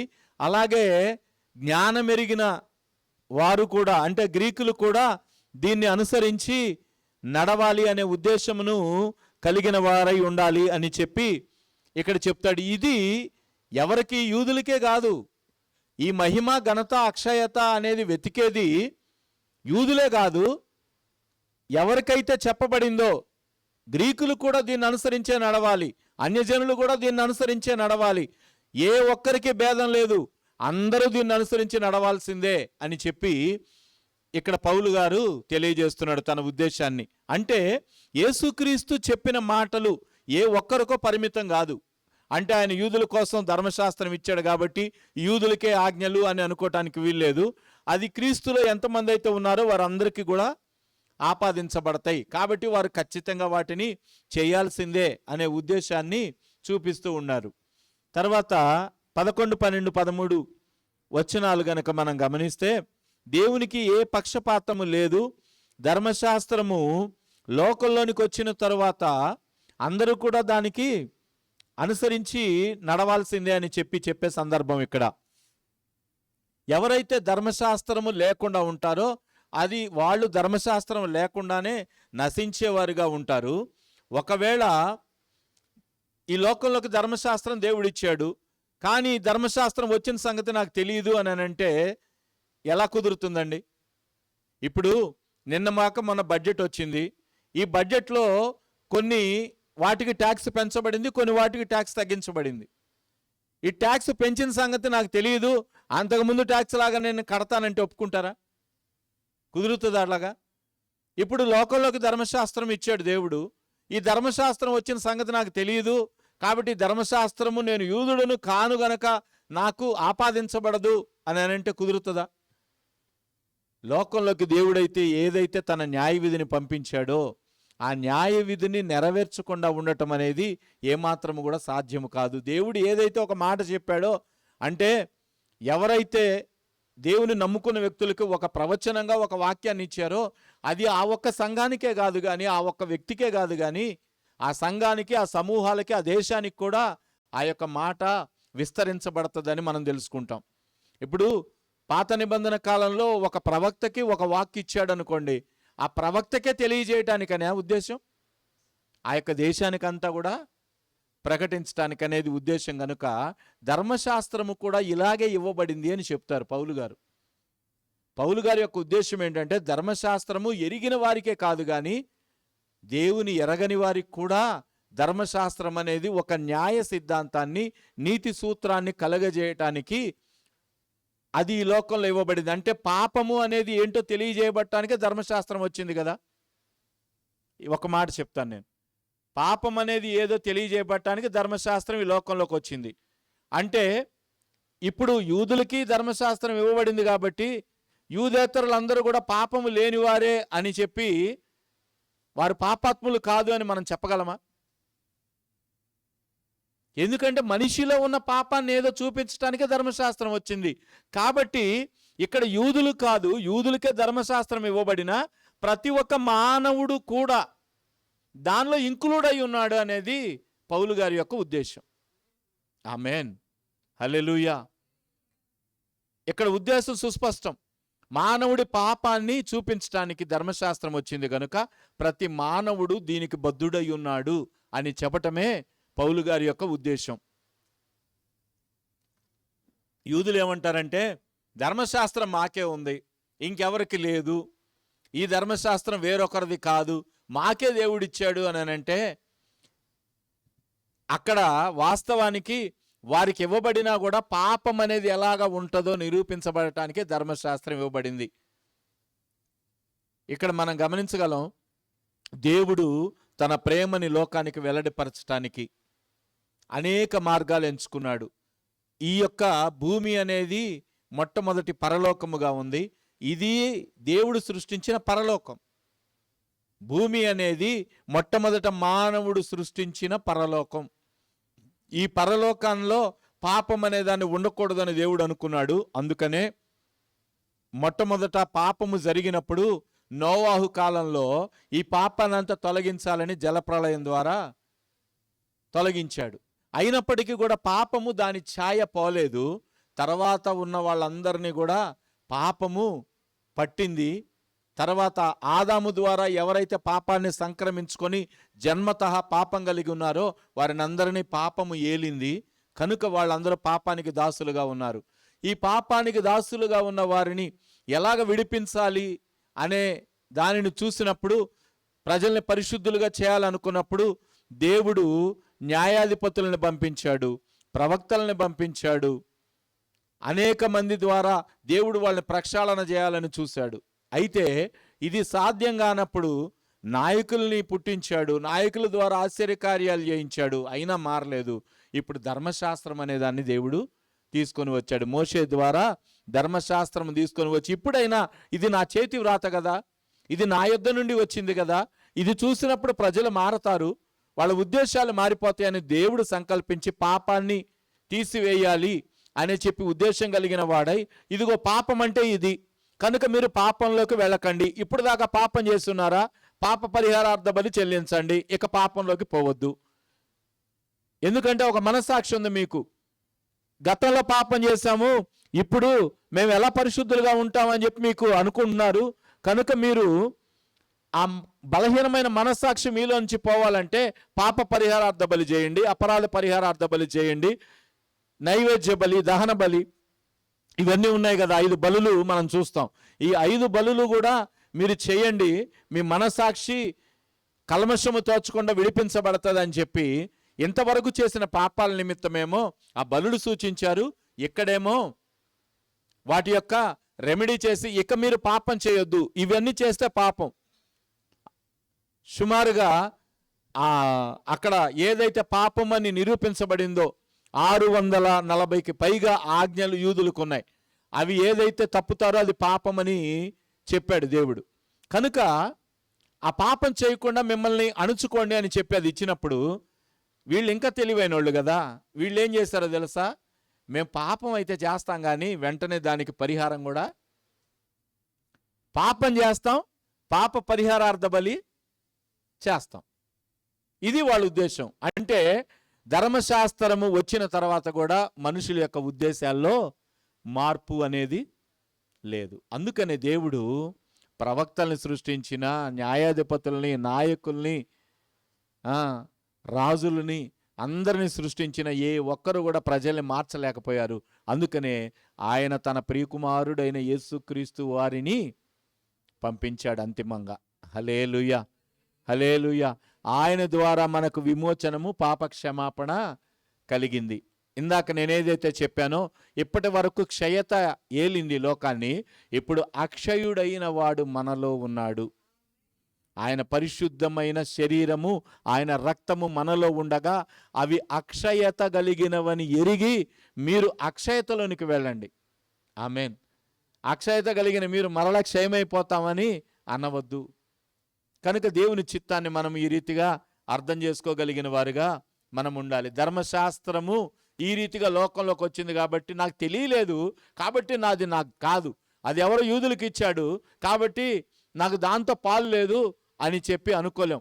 ఇప్పుడు ఇండియాలో ఉన్న వాళ్ళందరం మనం ఇండియన్ పీనల్ కోడ్ అనే దానికి లోబడి ఉన్నామా లేదా, భారత రాజ్యాంగం అనే దానికి లోబడి ఉన్నామా లేదా, తెలియదండి నాకు రాజ్యాంగం ఏందో, నాకు తెలియక చేశానండి అని చెప్పి జెండాని మీరు గనక తలకిందులుగా ఏలాడదీస్తే మీరు తీసుకెళ్ళి జైల్లో పెడతారు తెలుసా. జెండాని గనక అవమానపరిస్తే, మీరు గనక కింద బారేస్తే దాన్ని మిమ్మల్ని తీసుకెళ్ళి జైల్లో పెడతారు, మీకు తెలుసా. హల్లెలూయా, హల్లెలూయా. కనుక నాకు తెలియదు అని చెప్పడానికి వీల్లేదు, తెలుసుకోవాలి. ఒక దేశంలో ఉన్నప్పుడు దాని యొక్క చట్టాలేంటో, దాని యొక్క న్యాయ సూత్రాలు ఏంటో తెలుసుకోవాలి. తెలుసుకోకుండా నేను ఇక్కడ ఉంటాను, నాకు తెలియదు అని చెప్పలేం. అలాగే ఈ లోకంలోకి వచ్చిన మనము ధర్మశాస్త్రము అంటే పాపం అనగా ఏంటో తెలియజేసిన ధర్మశాస్త్రానికి బద్దులుగా ఉన్నాము అని ఇక్కడ పౌలు గారు తెలియజేస్తున్నాడు. తర్వాత 14, 15, 16 వచనాలు గనక చూస్తే, కొంతమంది అన్యజనులంట తమకు ధర్మశాస్త్రం తెలియకపోయినా తమకు తామే ధర్మశాస్త్రమైనట్టుగా ఉన్నారు. వాళ్ళకి రేపు పరలోక రాజ్యములో దేవుడు తీర్పు తీరుస్తున్నప్పుడు, దేవునిని ఎరిగిన ప్రజలకు తీర్పు తీరుస్తున్నప్పుడు వారికి మెప్పు ఘనత కలుగుతాయి అని చెప్పాడు. హల్లెలూయా. అందుకనే క్రొత్త నిబంధనలో దేవుడు చెప్తారు కదా, నినివే వారు లేచి మీ మీద నేరస్థాపన చేస్తారు. ఏమని చేస్తారు, ఏమయ్యా 3 రోజుల ప్రయాణం అంత దూరం ఉంటే, మా నినివే పట్టణం ఇంత గొప్పదైతే 1 రోజు ప్రయాణం అంత దూరం పోయి ఆయన ప్రకటిస్తే మేము అందరం కూడా మాకు మేమే చెప్పుకొని మారు మనసు పొంది మేము మా పశువులు మేమందరము కూడా గోనెపట్ట ధరించుకొని మూతులకు చిక్కాలు పెట్టుకొని ఉపవాసం ఉండి ఏమీ తినకుండా ఏమీ తాగకుండా పసిపిల్లలతో సహా ఉపవాసం ఉన్నాం. అందుకని దేవుడు మరలా కరుణించి మమ్మల్ని జ్ఞాపకం చేసుకున్నాడు. మా మీదకి శిక్ష రాకుండా తప్పింది. కనుక మీరేం చేస్తున్నారు? దేవుని ఎరుగని వారమైన మాకే మేమే ఇలాగ ఉపవాసం పాటించి దేవుని వేడుకున్నప్పుడు క్షమాపణ వచ్చింది మాకు. మరి విశ్వాసులుగా ఉన్న మీరు ఎందుకు అవిశ్వాసులుగా మారారు అని చెప్పి వాళ్ళు నిలబడి నేరస్థాపన చేస్తారు. షేబాదేశపు రాణి నేరస్థాపన చేస్తుంది. జ్ఞానం అంటే ఏంటో తెలుసుకోవటానికి నేను చాలా దూర ప్రాంతాన్ని నుంచి వచ్చాను సొలొమోను చూడటానికి. సొలొమోను కన్నా గొప్పవాడిని మీరెందుకు తెలుసుకోలేదు? సొలొమోను కన్నా గొప్పవాడెవరు? యేసుక్రీస్తు ప్రభువారు. హల్లెలూయా. ఆయన తెలుసుకోపోతే ఒక జ్ఞానవంతుడు ఉన్నాడనే నేను చాలా దూరం నుంచి ప్రయాణం చేసి వచ్చి తెలుసుకున్నాను కదా. మీరు జ్ఞానాన్ని ఎందుకు తెలుసుకోలేదు, జ్ఞానవంతుడైన యేసుని ఎందుకు చూడలేదు అని ఆమె లేచి ఈ యొక్క లోకం మీద నేరస్థాపన చేస్తుంది. కాబట్టి చూడండి, మనం ఈ లోకంలో దేవుణ్ణి ఎరగని వారు కూడా దేవుని న్యాయ సూత్రాలని పాటించి పాపం చేయకుండా తమను తాము అణుచుకొని పాపం జోలికి వెళ్లకుండా, అక్రమం జోలికి వెళ్లకుండా, అన్యాయం జోలికి వెళ్లకుండా ఉంటున్నారే. మరి మనం ఇంకా ఎలా ఉండాలి మీరు చెప్పండి? హల్లెలూయా. తర్వాత 17-18 వచనాల్లో ఇక్కడ యూదులైన వాళ్ళు వాళ్ళ యొక్క గొప్పతనాన్ని గురించి వాళ్ళు మాత్రమే అతిశయించేవారులాగా ఉన్నారు. ఏమిటి అని అంటే, అసలు ఈ ధర్మశాస్త్రము రావటానికి కారణం ఏంటి అనేది గనక ఆలోచిస్తే, వాళ్ళ యొక్క పితరులైన హానోకు, అబ్రహాము, ఇస్సాకు, యాకోబు, మోషే అనువారు ఎంత నీతివంతంగా జీవించారో, కాబట్టి మా పితరులందరూ నీతిగా జీవించారు కాబట్టి ఇది మాకు వచ్చింది అని చెప్పి యూదులు కొద్దిగా చంకలు కొట్టుకునే వాళ్ళలాగా ఉన్నారు. వాళ్ళు ఇదంతా మాకే వచ్చింది, ఈ దేవుని యొక్క వ్రాత మా దగ్గరే ఉన్నది, ఇదంతా కూడా మాకు సంబంధించిందే అని చెప్పి యూదులు తమను తాము గొప్ప చేసుకునే వాళ్ళలాగా ఉన్నారు. అయితే వాళ్ళు నమ్మిన సిద్ధాంతం ఏంటంటే, ఇది మా మధ్యకు రావడానికి కారణం ఏంటంటే, మా పితరులైన నీతిమంతులైన వాళ్ళు హానోకు కానీ, అబ్రహాము కానీ, ఇస్సాకు కానీ, యాకోబు కానీ అటువంటి నీతిమంతులైన వారే. ఇక్కడ మీకు ఒక సంగతి చెప్పాలి. తండ్రి అయిన దేవుడు తనను తాను పరిచయం చేసుకుంటున్నప్పుడు నేను అబ్రహాము దేవుడను, ఇస్సాకు దేవుడను, యాకోబు దేవుడను అని చెప్తారు. ఎందుకు చెప్పారు అలాగా? తన ఐడెంటిటీని ఎందుకు అలా చెప్పాల్సి వచ్చింది వాళ్ళకి? ఐగుప్తులో వాళ్ళు ఉన్నప్పుడు, ఐగుప్తులో ఇశ్రాయేలు ప్రజలు ఉన్నప్పుడు వారికి దర్శనమయ్యి ఆయన చెప్పిన మాట ఏంటంటే, నేను అబ్రహాము దేవుడను, ఇస్సాకు దేవుడను, యాకోబు దేవుడను అని చెప్పారు. ఎందుకు చెప్పారు అలాగా? ఇశ్రాయేలీలకి వారందరూ కూడా పితరులు, అంటే పితృదేవతలు. వాళ్ళు ఎప్పుడు కూడా వారి పితృదేవతల్ని, అంటే తండ్రి దేవతల్ని ఆరాధించే సంస్కృతి అనేది ఒకటి ఉంది, మనకి తెలుసు కదా. పెద్దలకి బట్టలు పెట్టుకునే ఆచారం ఉంది కదా హిందువులుగా ఉన్న వాళ్ళకి, పితృదేవతలకి బట్టలు పెట్టుకునే రోజులు. అలాగే ముస్లిమ్స్ అయితే పెద్దల పండగ అంటారు. ఏదైతే ముఖ్యమైన పండుగ ఉంటుందో, రంజాన్ ఉంటుందో, రంజాన్కి ముందు రోజు పెద్దల్ని స్మరించుకుంటూ వాళ్ళు చేసుకుంటారు. అలాగే ఇంకా అనేకమైన పండగల్లో వాళ్ళు ఎప్పుడు కూడా ముందు రోజు పితరుల్ని జ్ఞాపకం చేసుకుంటారు. మెయిన్ పండగ ముందు రోజు తల్లిదండ్రులకి భోజనం పెట్టడం, బట్టలు పెట్టుకోవటం చేస్తూ ఉంటారు. ఇలాగ పితృదేవతలను ఆరాధించుకునే పద్ధతి ఒకటి ఉంది. ఈ పితృదేవతలు ఎవరు అని అంటే, అబ్రహాము, ఇస్సాకు, యాకోబు అనే వారు ముగ్గురు కూడా వాళ్ళకి పితృదేవతలు. ఈ పితృదేవతలని వాళ్ళు ఆరాధిస్తూ ఉండేవాళ్ళు. అందుకని దేవుడు ఏం చెప్పారంటే, మీ పితృదేవతలైన అబ్రహాము, ఇస్సాకు, యాకోబు ఎవరినైతే ఆరాధించారో వారి దేవుడను నేను అని చెప్పాడు. హల్లెలూయా. ఎంత గొప్ప విషయం దాంట్లో ఉందో మీరు చూడండి. వాళ్ళు ఎవరినైతే ఆరాధించారో వాళ్ళ దేవుడునయ్యా నేనెవరో మీకు తెలియదు కదా, మీరు బానిసత్వంలోకి వెళ్ళిపోయారు.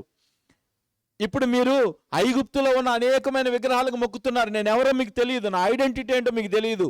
నా ఐడెంటిటీ ఏంటంటే, మీ దేవతలు, పితృదేవతలు అనబడిన వారు ఎవరినైతే ఆరాధించారో వారి యొక్క దేవుడును నేను అని చెప్తారు. హల్లెలూయా, హల్లెలూయా. తర్వాత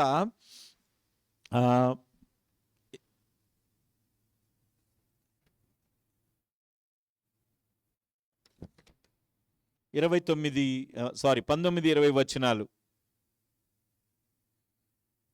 చదవండి అమ్మా. 19-20 వచనాలు.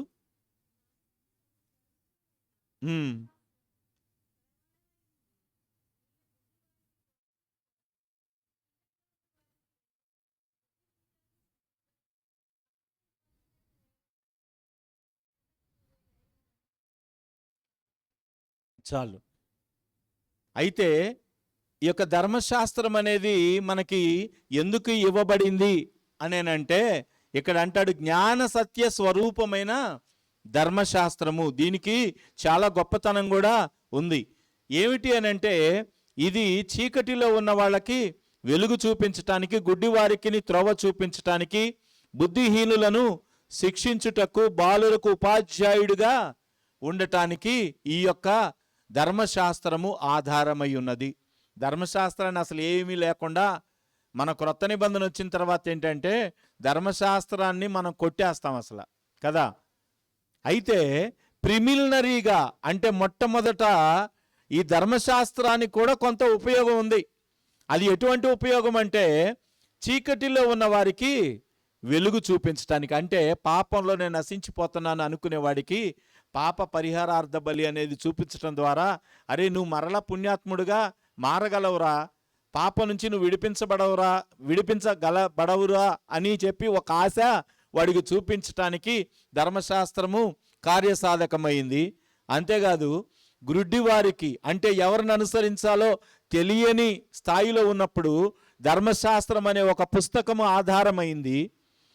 దేవుని యొక్క న్యాయ విధి అనేది ఏదైతే 10 ఆజ్ఞలు ఉన్నాయో ఆజ్ఞల్ని అనుసరించి నడవటం ద్వారా నువ్వు సత్యములోనికి వెళ్ళగలవు, నువ్వు వెలుగులోనికి వెళ్ళగలవు అని ఒక మార్గనిర్దేశనం చేసింది ధర్మశాస్త్రం.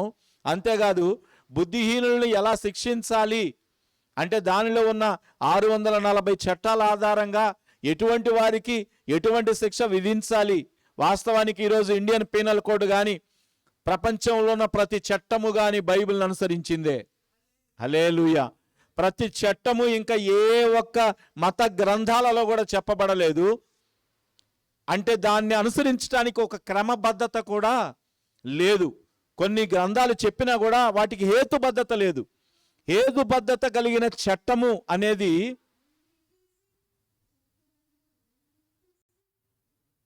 హల్లెలూయా, దేవునికి స్తోత్రం కలుగునుగాక. చట్టబద్ధత కలిగినటువంటి న్యాయాన్ని బైబిల్ మాత్రమే ప్రతిపాదించింది. అందుకనే ఎక్కడ ఏ చట్టం ఉన్నా బైబిల్లో ఏదైతే ధర్మశాస్త్రంలో రాయబడిందో అదే చట్టం ఈరోజు ఇంప్లిమెంట్ అవుతుంది. దేవునికి స్తోత్రం కలుగునుగాక. దీన్ని ఆధారం చేసుకొని మనం ధైర్యంగా బోధించవచ్చు. అంటే ధర్మశాస్త్రాన్ని అసలు మనం కొట్టిపారేయటం కాదు, కానీ మొట్టమొదటగా మానవుడికి పరిచయం చేయటం, అంటే చిన్నపిల్లలకి ఉపాధ్యాయుడిగా బోధించటానికి ధర్మశాస్త్రం అనేది మనకు ఆధారం అవుతుంది. ఇదంతా కొట్టిపారేసేదిగా కాదు, కానీ కొంత ఉపయుక్తంగా ఇది ఉన్నది అనే విషయాన్ని ఇక్కడ తెలియజేస్తున్నాడు.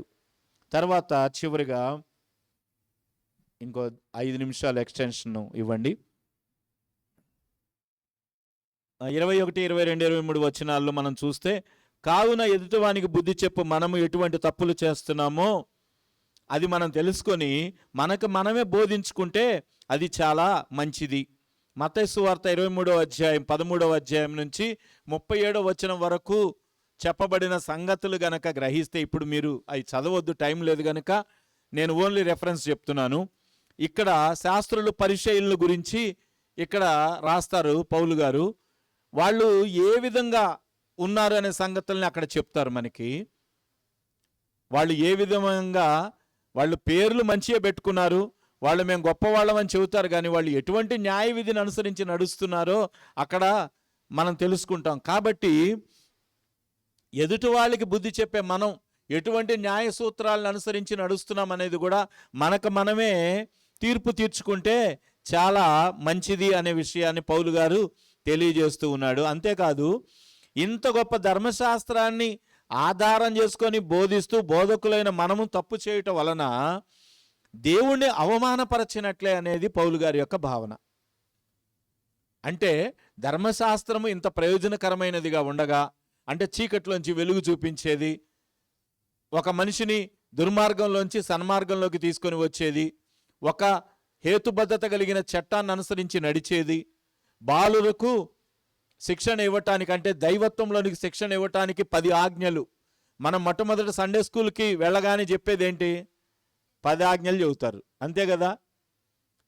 నీ తల్లిదండ్రులను సన్మానించు, వ్యభిచరించవద్దు, దొంగిలవద్దు, అబద్ధ సాక్ష్యం పలకవద్దు. మొట్టమొదటి చెప్పేది ఏంటంటే ఆయన తప్ప వేరొక దేవుడు నీకు ఉండకూడదు. ఇవన్నీ మొట్టమొదటి సండే స్కూల్కి వెళ్ళగానే మనకి చెప్తారు. ఇవన్నీ ధర్మశాస్త్రంలోనే ఉన్నాయి కదా, ఉన్నాయా లేదా? కాబట్టి ధర్మశాస్త్రం మనకి బోధించబడిందా లేదా? హల్లెలూయా, హల్లెలూయా. కనుక ఇంత గొప్ప ధర్మశాస్త్రాన్ని అనుసరించి మనం బోధ చేస్తున్నాం కాబట్టి దానిని గనక మనం నెరవేర్చకపోతే నిజానికి మనము దాన్ని అవమానపరిచినట్లే. దేవుడిచ్చిన దానినే మనం అవమానపరుస్తున్నాము. ఇప్పుడు మనకి బైబిల్ ఉందండి, ఈ బైబిల్ని మన కోసం దేవుడిచ్చాడు. ఈ ఇచ్చిన దాన్ని మనం పక్కన పెట్టుకొని ఉంటే గొప్పతనం కాదు, దీనిని అనుసరిస్తేనే. దీన్ని అనుసరించి నడవకుండా పాపం చేస్తూ ఇది పక్కన పెట్టుకొని తిరుగుతున్నాం అనుకోండి, వ్యభిచారం చేస్తూ, దొంగతనం చేస్తూ, మోసం చేస్తూ ఇది పక్కన పెట్టుకొని తిరుగుతున్నాం. ఇప్పుడు ఏమంటారు మనల్ని? అరే వీడి వల్ల క్రైస్తవ్యానికే చెడ్డ పేరు వస్తుంది, బైబిల్కే చెడ్డ పేరు వస్తుంది, దేవుని ప్రజలందరికీ అవమానం కలుగుతుంది వీడిని బట్టి అని మాట్లాడతారా లేదా? అలాగే ధర్మశాస్త్రాన్ని అనుసరించకుండా ఎవరైతే ఉన్నారో, దాన్ని బోధిస్తున్నారో వాళ్ళు కూడా అటువంటి వారే అని చెప్తూ వస్తాడు పౌలు గారు. ఈ మాటనే దేవుడు రూఢిపరుస్తూ యెషయా గ్రంథము 52వ అధ్యాయము 5వ వచనములో ఒక మాట దేవుడు చెప్తూ ఉన్నారు. అలాగున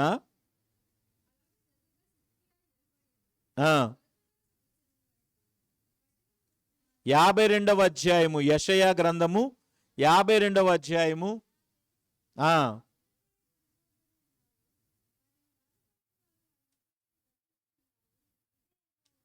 మరలా చదువమ్మ గట్టిగా. నా జనులు ఊరకయే కొనిపోబడి ఉన్నారు,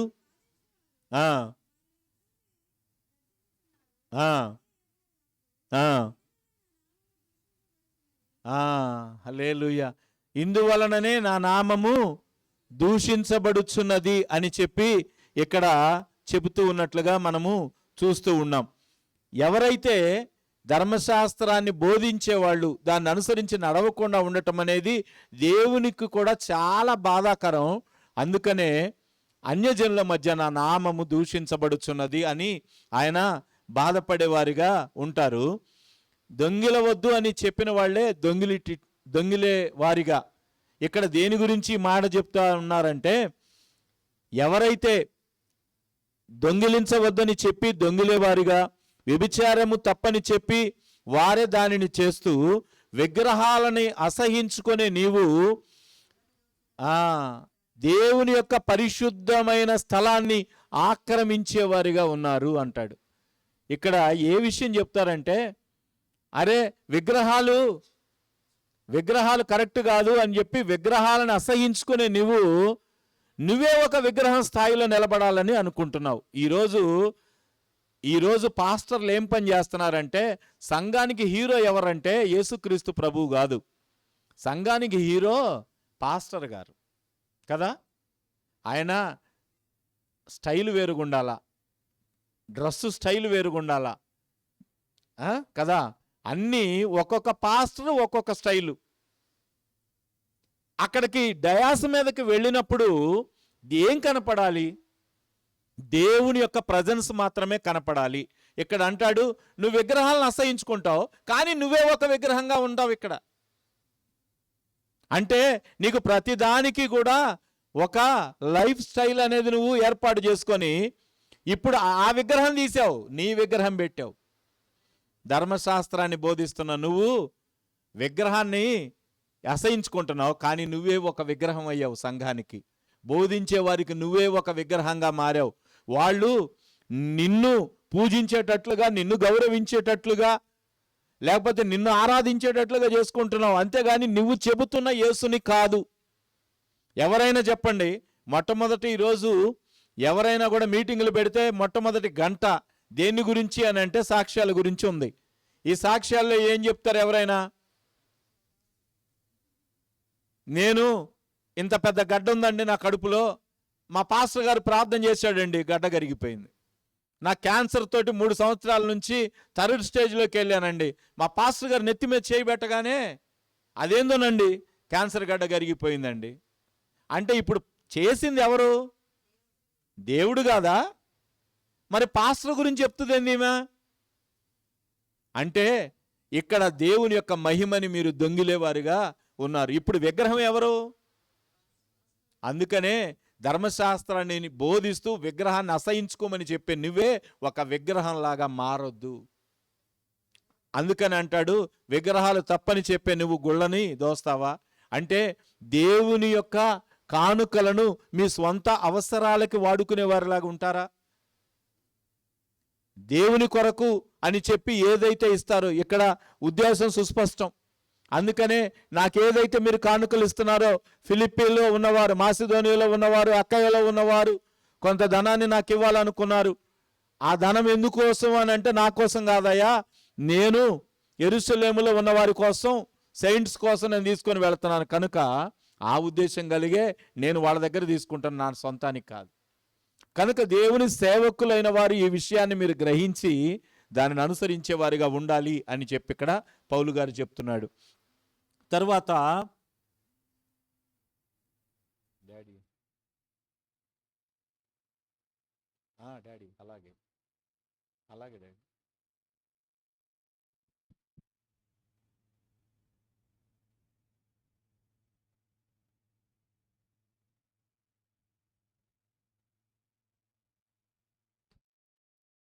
దేవునికి స్తోత్రం కలుగునుగాక. హల్లెలూయా, హల్లెలూయా. చివరిగా ఇంకా 4 వచనాలు మిగిలి ఉన్నాయి, ఇది పూర్తి చేసుకుందాం ఈ రోజుకి. రేపు 3, 4, 5 అధ్యాయాలు పూర్తి చేసుకుందాం. ఈరోజు కొంచెం ఇంట్రడక్షన్ ఉంది కాబట్టి నేను వాస్తవానికి టార్గెట్గా రోజు కూడా 3 అధ్యాయాలు పెట్టుకున్నాను. మధ్యలో ఒక 2 చిన్న అధ్యాయాలు కూడా ఉన్నాయి కాబట్టి అవి త్వరగా అయిపోతాయి. కాబట్టి ఒకరోజు 4, ఒకరోజు 4. ఈ 16వ అధ్యాయం మాత్రం చివరి రోజు అంతా పడుతుంది కాబట్టి చివరి రోజు 2 చెప్పగలను నేను. 15వ అధ్యాయం, 16వ అధ్యాయం చివరి రోజు కంప్లీట్ చేసుకుందాం. కాబట్టి కొంచెం డోస్ ఎక్కువైనా సరే మీరు ప్రేమతో దీన్ని అంగీకరించవలసిందిగా నేను మనవి చేస్తూ ఉన్నాను. ఆన్లైన్లో ఉన్న వాళ్ళకు కూడా ధన్యవాదాలు. మీరు చక్కగా మీరు ఇళ్లలో కూర్చొని కాఫీలు తాక్కుంటా, టిఫిన్లు చేసుకుంటా, అప్పుడప్పుడు బిస్కెట్లు తింటున్నారా? బాగా ఎంజాయ్ చేస్తున్నారు. కానీ నా ఎదుట ఉన్న ఆఫ్లైన్ స్టూడెంట్స్కి అటువంటి అవకాశం లేదు. కాబట్టి మేము కూడా ఇటువంటి ఆన్లైన్లోనే కంప్లీట్ చేసాం కాబట్టి మేము ఎలాగ ధన్యులో మీరు కూడా అలాగే ధన్యులు. యేసు రక్తమే జయం. తర్వాత చివరి 25, 26, 27 వచనాలు. ధర్మశాస్త్రము కలిగి ఉన్న ప్రజలకు సున్నతి అనే గుర్తుగా ఉన్నది. ఇక్కడ దీని గురించి చెప్తాడు. అసలైన సున్నతి అంటే ఏమిటి? ఇందాక ఒక మాట చెప్పాను. యూదా మతంలో ఉన్నవాళ్ళు ఏం చెప్పారంటే, క్రీస్తుని నమ్ముకో తప్పులేదు, కానీ నువ్వు సున్నతి చేసుకుంటేనే క్రీస్తుని నమ్మినట్టు లెక్క అని చెప్పారు. ఇప్పుడు ఇక్కడ ఏం చెప్తున్నాడంటే పౌలు గారు వాస్తవానికి ఈ యొక్క సున్నతిని గురించి చెప్తూ, ధర్మశాస్త్రాన్ని ఎప్పుడైతే ఆచరిస్తామో అప్పుడే నిజమైన సున్నతి కలిగి ఉన్నట్టు లెక్క. అలా ఆచరించినప్పుడు సున్నతి కలిగి ఉన్నా లేనట్లే అనేది ఉద్దేశం కదా. ఇప్పుడు ఒక వ్యక్తి యూదుడైన వాడు సున్నతి చేసుకున్నాడు, మంచిదే. కానీ వాడు ఇప్పుడు ధర్మశాస్త్రాన్ని అనుసరించి లేడు. ధర్మశాస్త్రంలో ఉన్న ఒక్కదాన్ని కూడా వాడు పాటించట్లా. ఇప్పుడు వాడు సున్నతి కలిగి ఉన్నాడు, కానీ వాడు ధర్మశాస్త్రంలో ఒక్క మాట కూడా పాటించట్లేదు. కాబట్టి వాడు ధర్మశాస్త్రం నందు ఉన్నట్టేనా? దేవుని యందు ఉన్నట్టేనా? కాదు కదా. కాబట్టి ఈ మాటను తీసుకొని ఆయన చెప్తున్నాడు, ఇప్పుడు ఏదైతే మీరు బాహ్యమున ఒక క్రియ చేశారో ఆ క్రియను బట్టి గొప్పతనం వాళ్ళకేం రాదు. ఒకవేళ మీకు సున్నతి చేయబడితే ఆ సున్నతి చేయబడిన ద్వారా మీకు గొప్పతనం రాదు. గొప్పతనం ఎప్పుడు వస్తుంది? ధర్మశాస్త్రాన్ని ఆచరించినప్పుడే వస్తుంది. కాబట్టి క్రియ అనేది గొప్పది కాదు, ఇక్కడ ఆచరించటం అనేది, అంటే ధర్మశాస్త్రం యందు నిలబడటమే గొప్ప, సున్నతి చేసుకోవటం వల్ల కాదు అనే విషయాన్ని చెబుతూ సున్నతి లేని ఒకడు ధర్మశాస్త్రమును క్రమం తప్పకుండా ఆచరిస్తూ ఉన్నప్పుడు వాడు సున్నతి కలిగిన వాడు కానే పరిగణించబడతాడు అని చెప్పి మాట్లాడుతూ, ఇప్పుడు ధర్మశాస్త్రాన్ని అనుసరించకుండా సున్నతి ఉన్న నీవు, యూదుడవైన నీవు సున్నతి కలిగి ఉన్నావు, అయినా ధర్మశాస్త్రాన్ని అనుసరించట్లేదు కాబట్టి దేవుడు నిన్ను విడిచిపెడతాడా? పాపం చేస్తున్నావు, దేవుడు నిన్ను వదిలేస్తాడా? వదిలేయుడు. కాబట్టి ఈ సున్నతి అనేది ఒక గుర్తుగా ఉంది, అంతేగాని దీనికేం గొప్పతనం లేదు. సున్నతి కన్నా ధర్మశాస్త్రమే గొప్పది అని చెప్పి ఇక్కడ పౌలు గారు నిరూపించే దానిలో భాగంగానే ఈ యొక్క వాక్యం అనేది రాయటం జరుగుతుంది. ఈ యొక్క సున్నతి అనేది ఒక గోత్రానికి గుర్తుగా పౌలు గారు భావిస్తున్నాడు.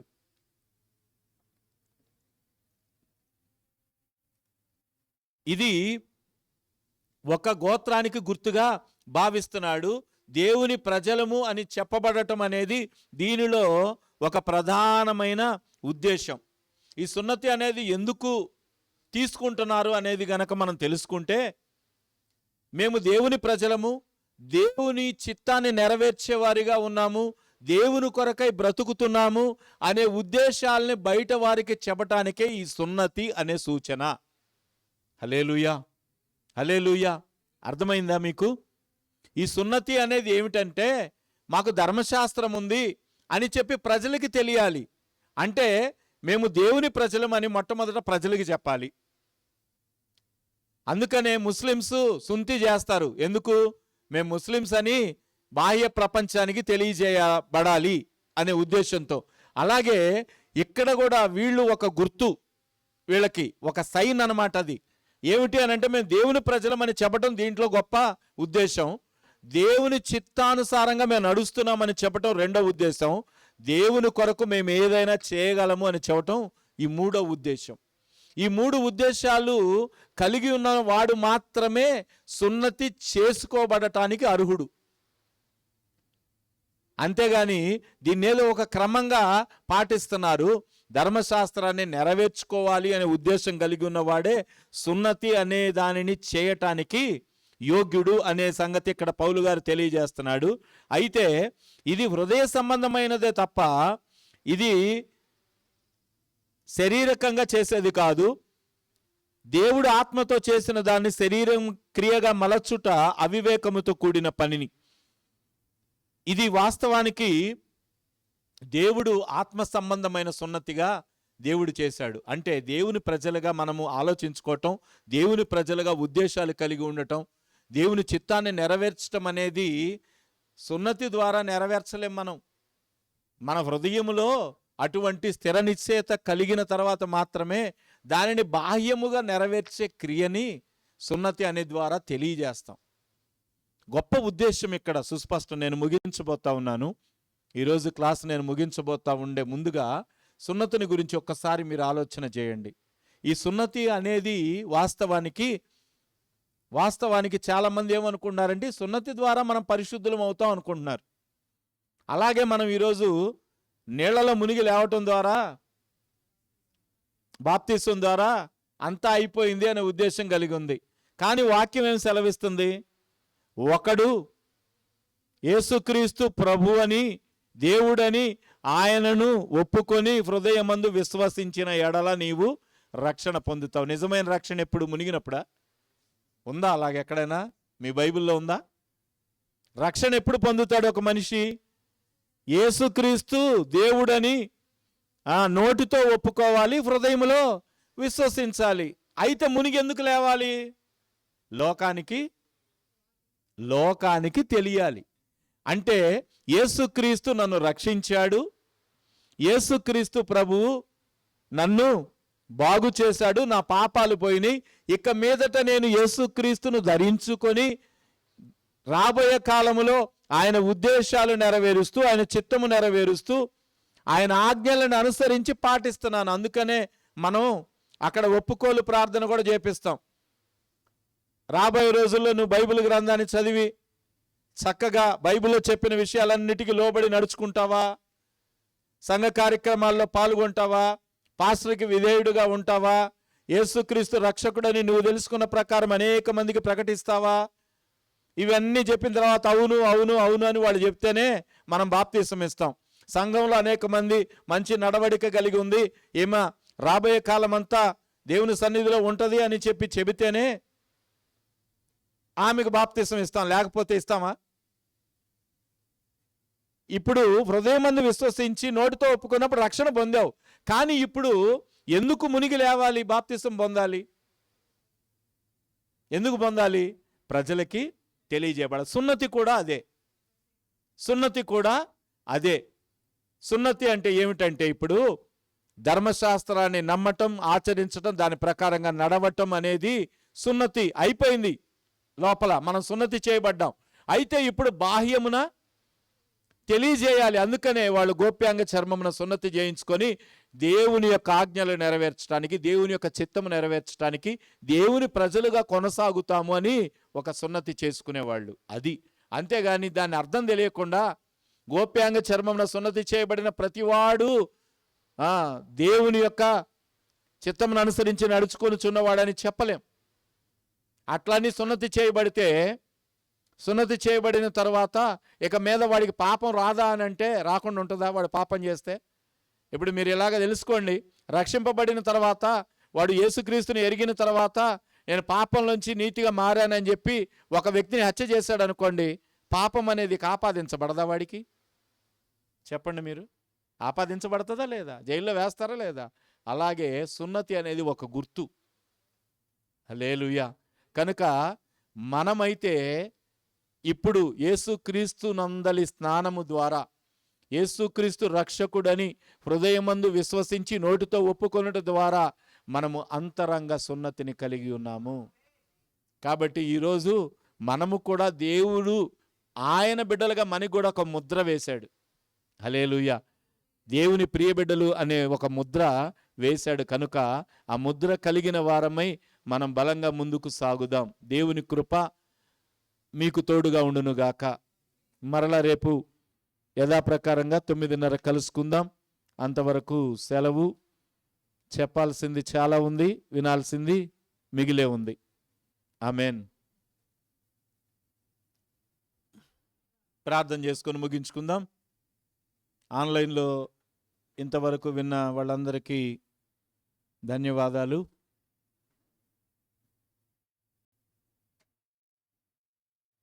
అందరూ ఉన్నారా? కొంతమంది వెళ్ళిపోయారా? మీ అందరికీ ధన్యవాదాలు. మీకు విన్న వాక్యం అర్థమైందా బ్రదర్? అర్థమైందన్న వాళ్ళు ఇలాగ చేయి చూపించండి. Praise the lord. హల్లెలూయా. ఈ వాక్యాలు మీకు చాలా ప్రయోజనకరంగా ఉంటాయి. సంఘాల్లో బోధించడానికి ఒక వాక్యం మీద మీకు పట్టు రావాలి. నేను చాలా విషయాలు మీకు చెప్పాను. ఇప్పుడు సున్నతి అంటే ఏంటో చెప్పాను, ధర్మశాస్త్రం అంటే ఏంటో చెప్పాను, ధర్మశాస్త్రం ఎలాగా బాలశిక్షకుడుగా ఉందో మీకు చెప్పాను, అలాగే ఎలా తీర్పు తీర్చకూడదో మీకు చెప్పాను, ఏ రీతిగా అపోస్తలులు ఉంటారో మీకు చెప్పాను, ఎలాగా పరిశుద్ధత ఆపాదించబడుతుందో మీకు చెప్పాను, ఏమిటి నీతి అంటే ఏంటి, న్యాయం అంటే ఏంటి, ఇవన్నీ కూడా మీరు తెలుసుకున్నారు. సత్క్రియ అంటే ఏమిటి, ఎలా మహిమ ఘనత అక్షయతను వెతకాలి, అవి వెతికినప్పుడు ఎలా నీతి ఆపాదించబడుతుంది మన మీద, అది కలిగి ఉన్నప్పుడు మనం యేసుక్రీస్తులో ఎంత గొప్పవారంగా ఉంటాం. ఒకవేళ యేసుక్రీస్తులో ఘనహీనులుగా అయిపోతే, మనల్ని మనం తగ్గించుకుంటే ఏ రీతిగా మనం తగ్గించబడతాం, ఏ రీతిగా లోక కార్యాలు మనలోకి వస్తాయి, ఇన్ని విషయాలు చెప్పాను. వాస్తవానికి ఇవన్నీ కూడా మీరు కొంతవరకు తెలిసి ఉండొచ్చు, కానీ ఇవైతే మీకు చాలా ప్రయోజనకరంగా ఉన్నాయని అనుకుంటున్నాను. ఎవరైనా ఒకళ్ళు ఇద్దరు, స్త్రీల్లో నుంచి ఒకళ్ళు, పురుషుల్లో నుంచి ఒకళ్ళు మీ యొక్క ఉద్దేశాన్ని తెలియచేయండి. నాతో మాట్లాడాలి అని అనుకున్న వాళ్ళు ఎవరైనా తమ చేతిని చూపించండి.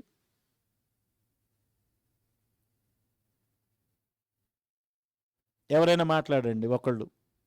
స్త్రీల్లో నుంచి ఒకరు, పురుషుల్లో నుంచి ఒకరు. చెప్పండి.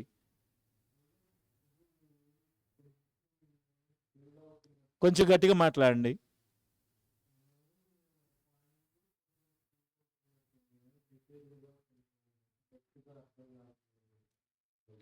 Praise the Lord. అవి అవి మీకు అన్నీ కూడా నేను చెప్పాలి అని అంటే చాలా టైం పడుతుంది. కనుక కొంతవరకు నేను అర్థమయ్యేటట్టుగా చెప్పడానికి ప్రయత్నిస్తున్నాను.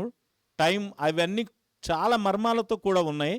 అవన్నీ కూడా 2-3 రోజులు పడుతుంది ఒక్కొక్క విషయాన్ని గురించి మీకు దిగిపోయేలాగా చెప్పాలంటే. అందుకని నేను ఏం చేశానంటే మీకు సుస్పష్టంగా నోట్స్లో రాశాను. మీరేం డోంట్ వర్రీ బ్రదర్, నేను ఇప్పుడు చెప్పినవన్నీ కూడా దీనికన్నా ఎక్కువగా ఇంకా మీకు నోట్స్లో ఇచ్చాను. మీకు నోట్స్లో ఇస్తాను. అవి చదువుకున్నప్పుడు చిన్నపిల్లలకి ఎలాగ అర్థమవుతాయో అలాగ మీకు అర్థమవుతాయి.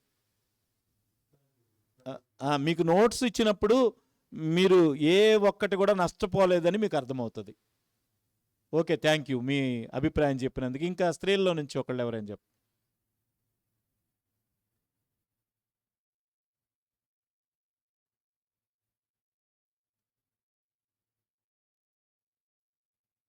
దివ్యకుమారి గారు, విజయ గారు ఎవరైనా చెప్తారా?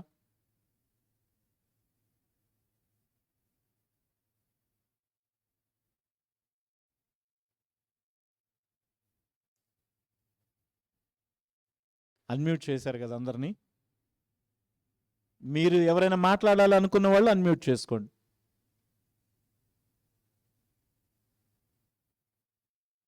ఓకే, ఎవరు లేరా? ఇక్కడ ఆఫ్లైన్లో ఉన్న వాళ్ళు కూడా ఎవరైనా మాట్లాడండి. పురుషుల్లో నుంచి ఒకళ్ళు, స్త్రీల్లో నుంచి ఒకళ్ళు మీ అభిప్రాయాలు మీరు తెలియజేయండి. చెప్పండి అమ్మా.